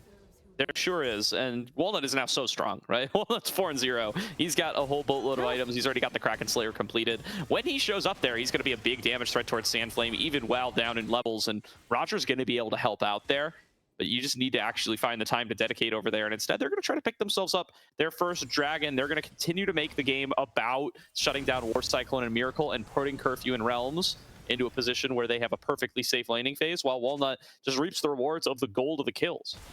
Yeah, and I don't hate that necessarily. I just feel bad for Roger while all this is happening. Yeah, I mean, we talked about how War Cyclone and Miracle are that sort of big early game piece for the side of Contingent, and if the whole bot side, including Titan, don't dominate the lane, don't get massive leads, they will fall behind the ASO. So this is a viable winning strategy. Walnut going to be here once again, pairing up with Realms, just zoning them entirely off this wave, entirely off of these towers. It will be the full 6 grubs going over to Wenwin as the trade, but these are some solo turret plates going over to Curfew as they just continue to hammer on this turret, and as War Cyclone is just not even playing League of Legends. He's just left to sit so far back. Yeah, War Cyclone, I don't know what game he's playing right now. Maybe not at all, just sitting there twiddling his thumbs, waiting for people to leave his lane and finally do something. Now, it is 2 plates going the way of Curfew. I think one of them was like straight solo plate, but 6 Void Grubs for Sandflame when he's that far ahead can very quickly equalize that top side. Walnut finally up there, thinking about it, but the aggression from Roger might actually have tipped the hand that my jungler's nearby. Yeah, he does have to run away here using that phase rush. Sandflame looking for the fight. Already used the hook shot. Wenwin's coming over the wall. Will it be enough to save? Walnut's already finished off the kill. Now Walnut is the Camille flash away from Roger. He does burn on down to the damage eventually, but Walnut gonna have no problem cleaning up this double kill. 2 more to grompcord. We've been calling for Walnut to go and relieve Roger. The gank comes through. It's an unequivocal win for grompcord. I still feel really bad for Roger. He still went down. He caught farm. He's about to lock top 12 in the OQ, all right? You could just play a miserable weak side for a game as long as it gets your team the victory. That's part of competitive League of Legends, especially competitive top lane League of Legends. And in the lanes that matter, primarily the bottom lane, that's all coming up grompcord. I mean, I feel like when you pick something like a Garen, Sure.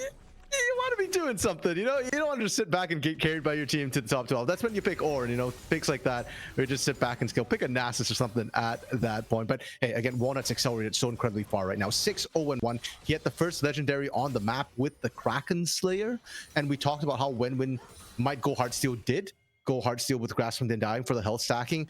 Yeah, all that's going to be utterly negated by Kraken Slayer plus the bit of the rune ping passive from Viego plus the percent burn from Acel. Very well could be.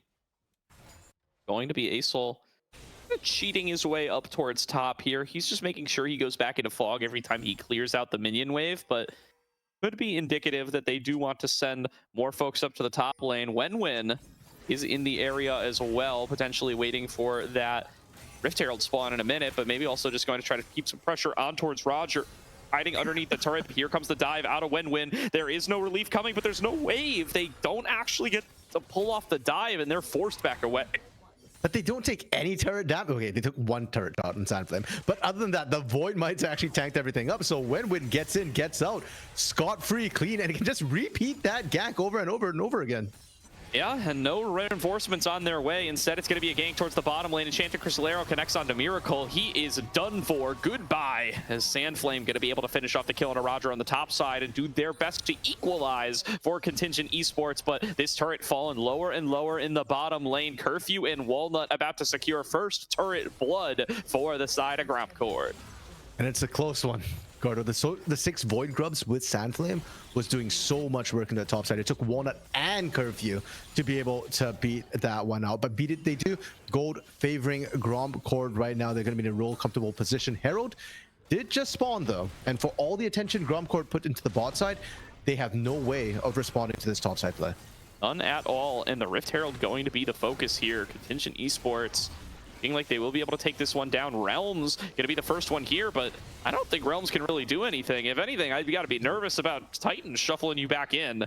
So going to try to keep his space and moving on up, still taking poke from soldiers, but not with the team to back him up.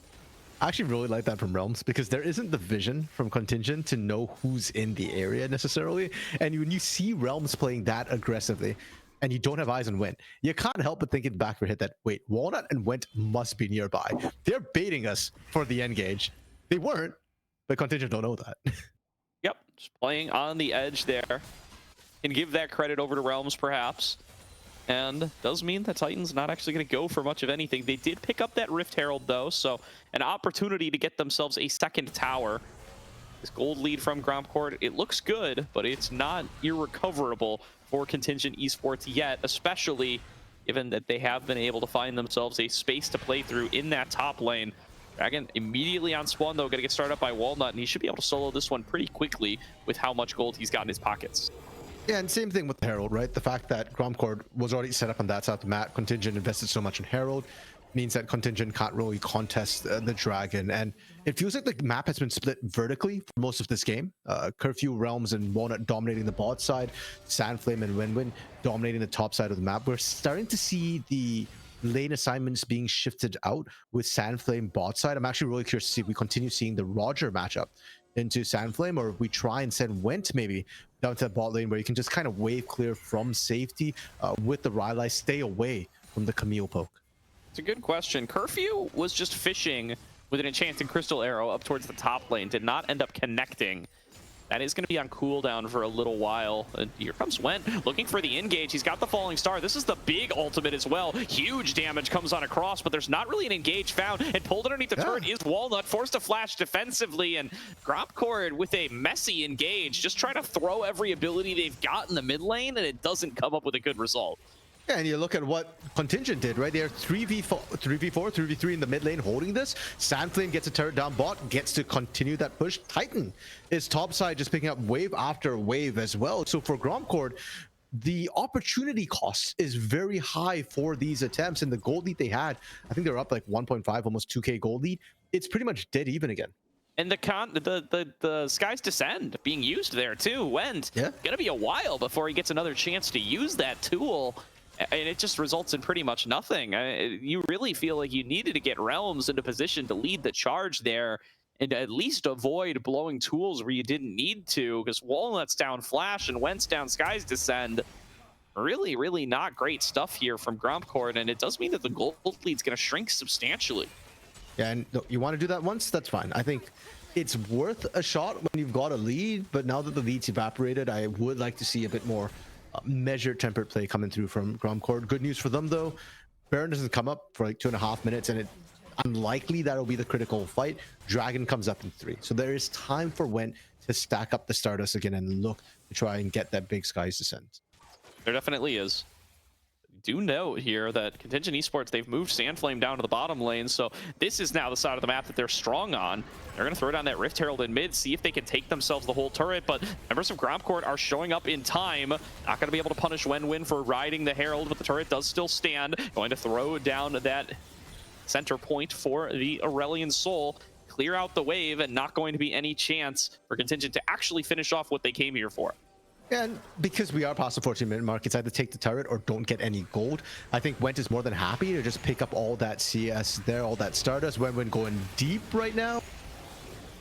Falling on in, it's going to be Wenwin getting a fair bit of health taken away, but he's got so much of it with that Heart Steel first. He actually just walks away still at half HP, despite the amount of damage being pumped into him, and gonna be just fine. Now, again, gonna be a cycle back. Here's the engage by Realms, gets it onto 2. Miracle flashing back away, but it's too late for Titan. Walnut gets his first reset, gonna have to get himself out of here, but he just gets one shot by Sandflame. Carry v carry does end up still coming up grompcord as Sandflame is traded back. Wenwin fell down in the fight as well. It's a 3-for-1 team fight. Contingent are on the back foot.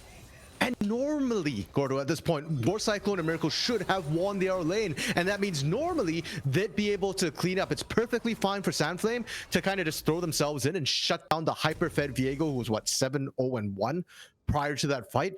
But unfortunately, because of the attention paid, because of how the map ended up playing out, War Cyclone's not that fed, Titan is not that fed, Went is already doing more damage than either of them, and with the double execute of Roger and Walnut, it's so easy for them to take out priority targets off the fight so incredibly quickly. Sandflame goes in, Sandflame's not coming back out. Titan gets caught, he's dead. War Cyclone gets caught, he's dead. And one carry is not enough carry for Contingent.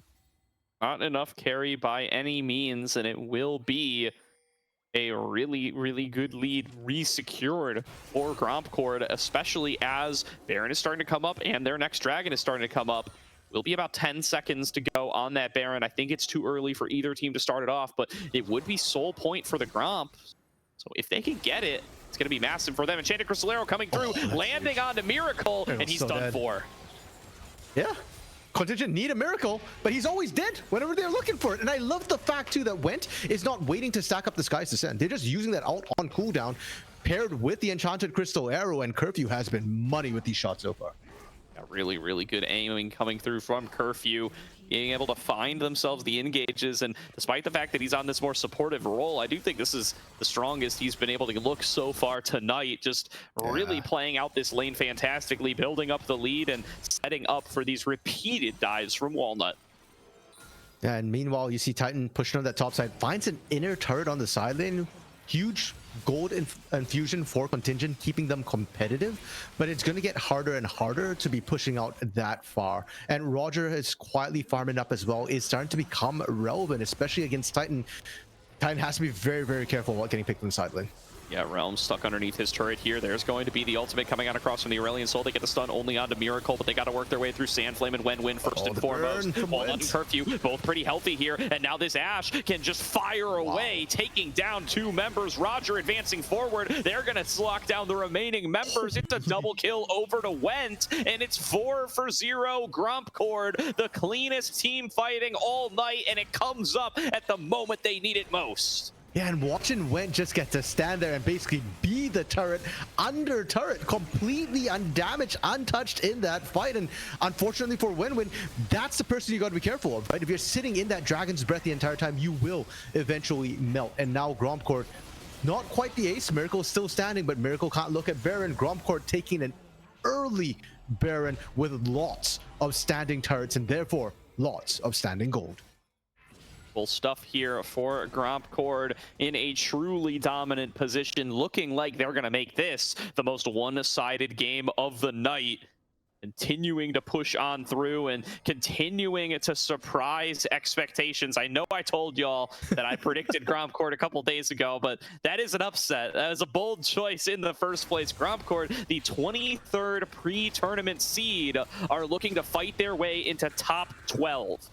Yeah, players whose names are not as well known coming in, popping up and making themselves felt here in this tournament, and they'll keep their playoff hopes alive. Now, granted, this is the lower bracket, so loser goes home. I think there's still one more round to go, right, to qualify, so things aren't quite over here in Group C just yet. No, for sure, but they might be for Contingent, unless they can start to find the kinds of fights that they need.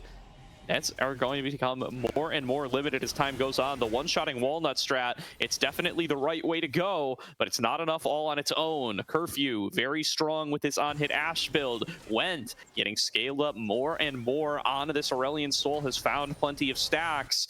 It's really going to need to be a full-fledged, massive Wombo team fight for Contingent to really be able to come up with the sorts of wins they need. They need Titan on the perfect engage. They need to be one-shotting these crucial targets using Sandflame and War Cyclone's damage, and just so many pieces have to fall into place. It's becoming less and less likely. And unfortunately, I don't think Titan is allowed anymore to actually be primary engaged. If he pulls off the Shurmia Shuffle, there is so much CC that can lock him down, and the Enchanted Crystal Arrow will be his biggest nemesis. Even if you're fast enough to get in and out, that will just chase you down the lane. Anyways, if you get stunned up, as long as grompcord can bring their 5 to bear against your 5, they will win, one, compositionally, and through the gold lead they have in 2 minutes time. At that Dragon, if grompcord get an Ocean Soul, Contingent will not be able to team fight from there on after. They have to look for individual picks instead. Yeah. And Dragon Soul, something to be paying close attention to in about 2 minutes. Meanwhile, finishing out their last few seconds of Baron buff here are the grompcord squad. Just trying to regroup and move around, building up a couple of items here, and not looking like they're looking to take too many more structures. I don't know if they'll be able to do much in the next 30. Yep, for 1:30 before Dragon comes up, maybe we'll have a bit of peace. Walnut is kind of far up without much backup, though. The Ocean Rift means that nobody knows. Okay, does Win? Yeah, when heard the sound, he knows he hit someone. Yeah, there's somebody in there, but I don't know. We don't know how many or who. Maybe not going to be willing to take the risk. Baron buff does drop off there, so Roger not going to be able to get maximum value out of this push, but there's nobody here to answer him quite yet, so he'll at the very least one-shot the wave before he tries to run on out to safety. Yep, and I kind of like that from Roger. Keep in mind, Roger doesn't have teleport, so he actually has to start rotating a lot sooner. So he just pushes that top wave. You know, he's still got a minute to spare to run down. He can go back to base if he wants, if he has gold he needs to spend, and then get to that fight. And you want to be there. You want to be forcing a 5v5 situation, because Contingent has to look for that. If they leave Sandflame to just split push the entire time, first of all, it's a very long lane. I don't think you're going to get the inhibitor turret in time. And if you lose that Ocean Soul, that is permanent. The inhib will respawn after a certain amount of time. Yeah, there's the engage coming on through, and one shot on the Miracle yet again. Skies Descend coming on across. Look at that damage out of the Aurelion Soul. Went leading the charge. Realm's going to be able to find the engage. Went continuing to fire lasers over the wall. The resets come through for Walnut. There's going to be a focusing onto him from Sandflame, but he turns into the tanky Skarner, and Sandflame going to regret his decision instantly. Over the wall comes Curfew to finish off the last couple of shots. He's got to take the long way around for the turret, but he can take all the time he wants. It's a 5-for-0 ace for grompcord. It's the clean ace coming through, Gordo, and they're pushing in, looking to get whatever they can. Miracle is already back up because the level is so incredibly low, but it's the series of events, Gordo. It's replicable. They can do that over and over, and Contingent was the team that needed to look for picks, but it was grompcord who found it. Just diving in here underneath the Nexus turrets. He's gonna die for this. It's a solo kill to Miracle. He gets the shutdown, and grompcord are maybe starting to have a little bit of fun with it because they know what a dominant position they find themselves in. You know, if you have to die to someone, it's best to just feed it over to Miracle. I don't know if Went had a bounty. It feels like he should. Oh, he did. He was 6-0. See, you say that, but Walnut's 9-1-8 without a bounty right now. So. Yeah, well, because the one was 2 kills ago. Okay, that's fair. That's fair. You know what?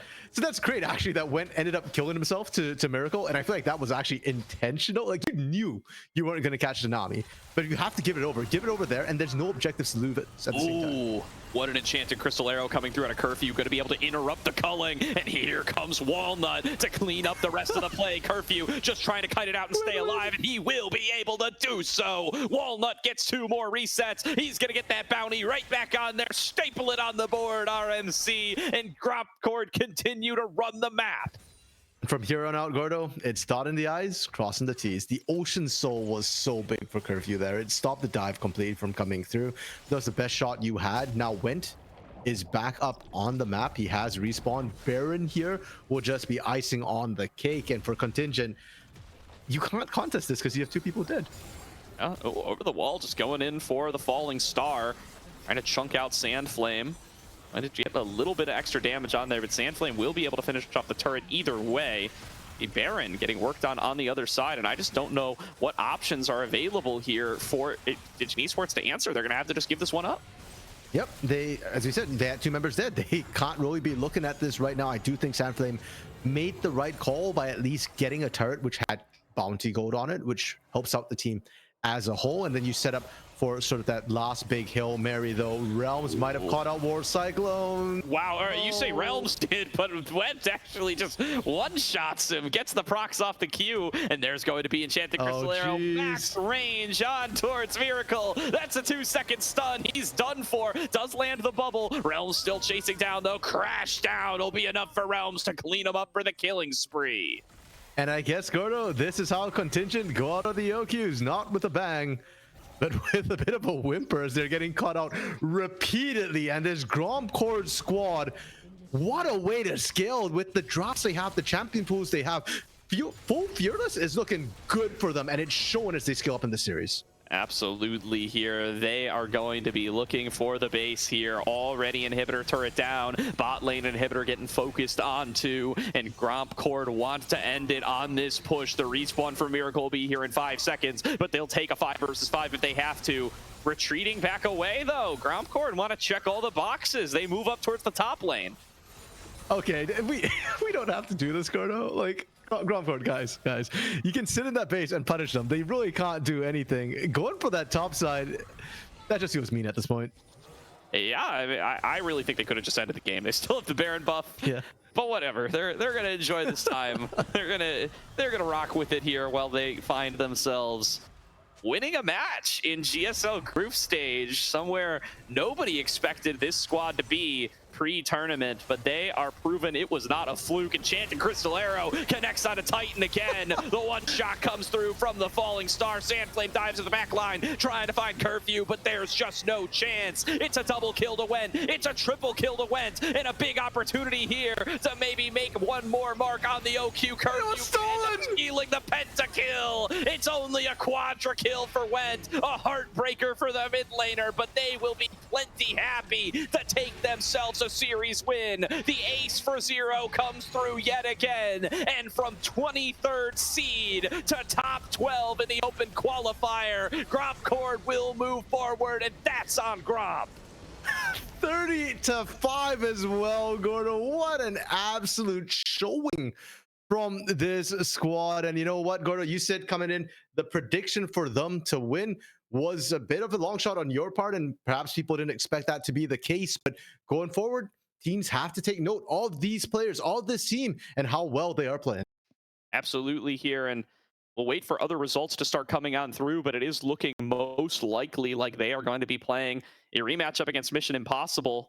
And I do think that is the case. Yeah, Lotus ended up taking the 2-0 here. So it will be grompcord versus Apex Mission Impossible looking for their shot here at the top 8.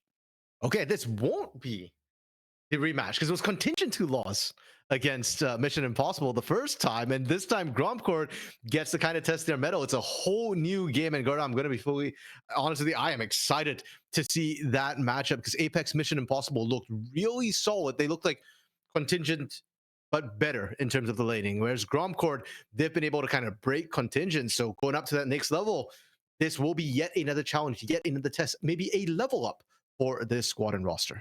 I know, and this is the team to watch, I think, for at least this next weekend or this next upcoming day of games, where you look to see who's going to be able to make top 8, right? Because the favorites of the tournament, they've all locked in their spots in top 8, right? Polestar, Dragoons, Goons, and Lotus, they're all going to be waiting in that top 8 for these remaining teams to qualify through. And more than likely, they're going to be the teams that are fighting for, you know, those top 4 spots at the end of the day. But you've got to be on the lookout for squads like this grompcord team who are exceeding expectations and who can very well maybe even make it to top 8. And going from there, what these players are going to mean for the whole ecosystem going forward with putting their names out there like this. Yeah, and I'm looking very, very much forward to it as well, Gordo. And as you pointed out, not just for this group, but for all the other groups. And unfortunately for Contingent Esports, bit of a sad day, unfortunately, for them. I mean, they did a great job. I do want to highlight, you know, how they played out this series as well. Game 3 was a bit of a flop, but prior leading up to that, they had done so well. And this is the furthest the org has ever made it. So props to them, and I'd love to see them back in for Summer 2 as well, and see them keep improving, keep on grinding. And hey, they improved this split. Maybe next split they can make top 12.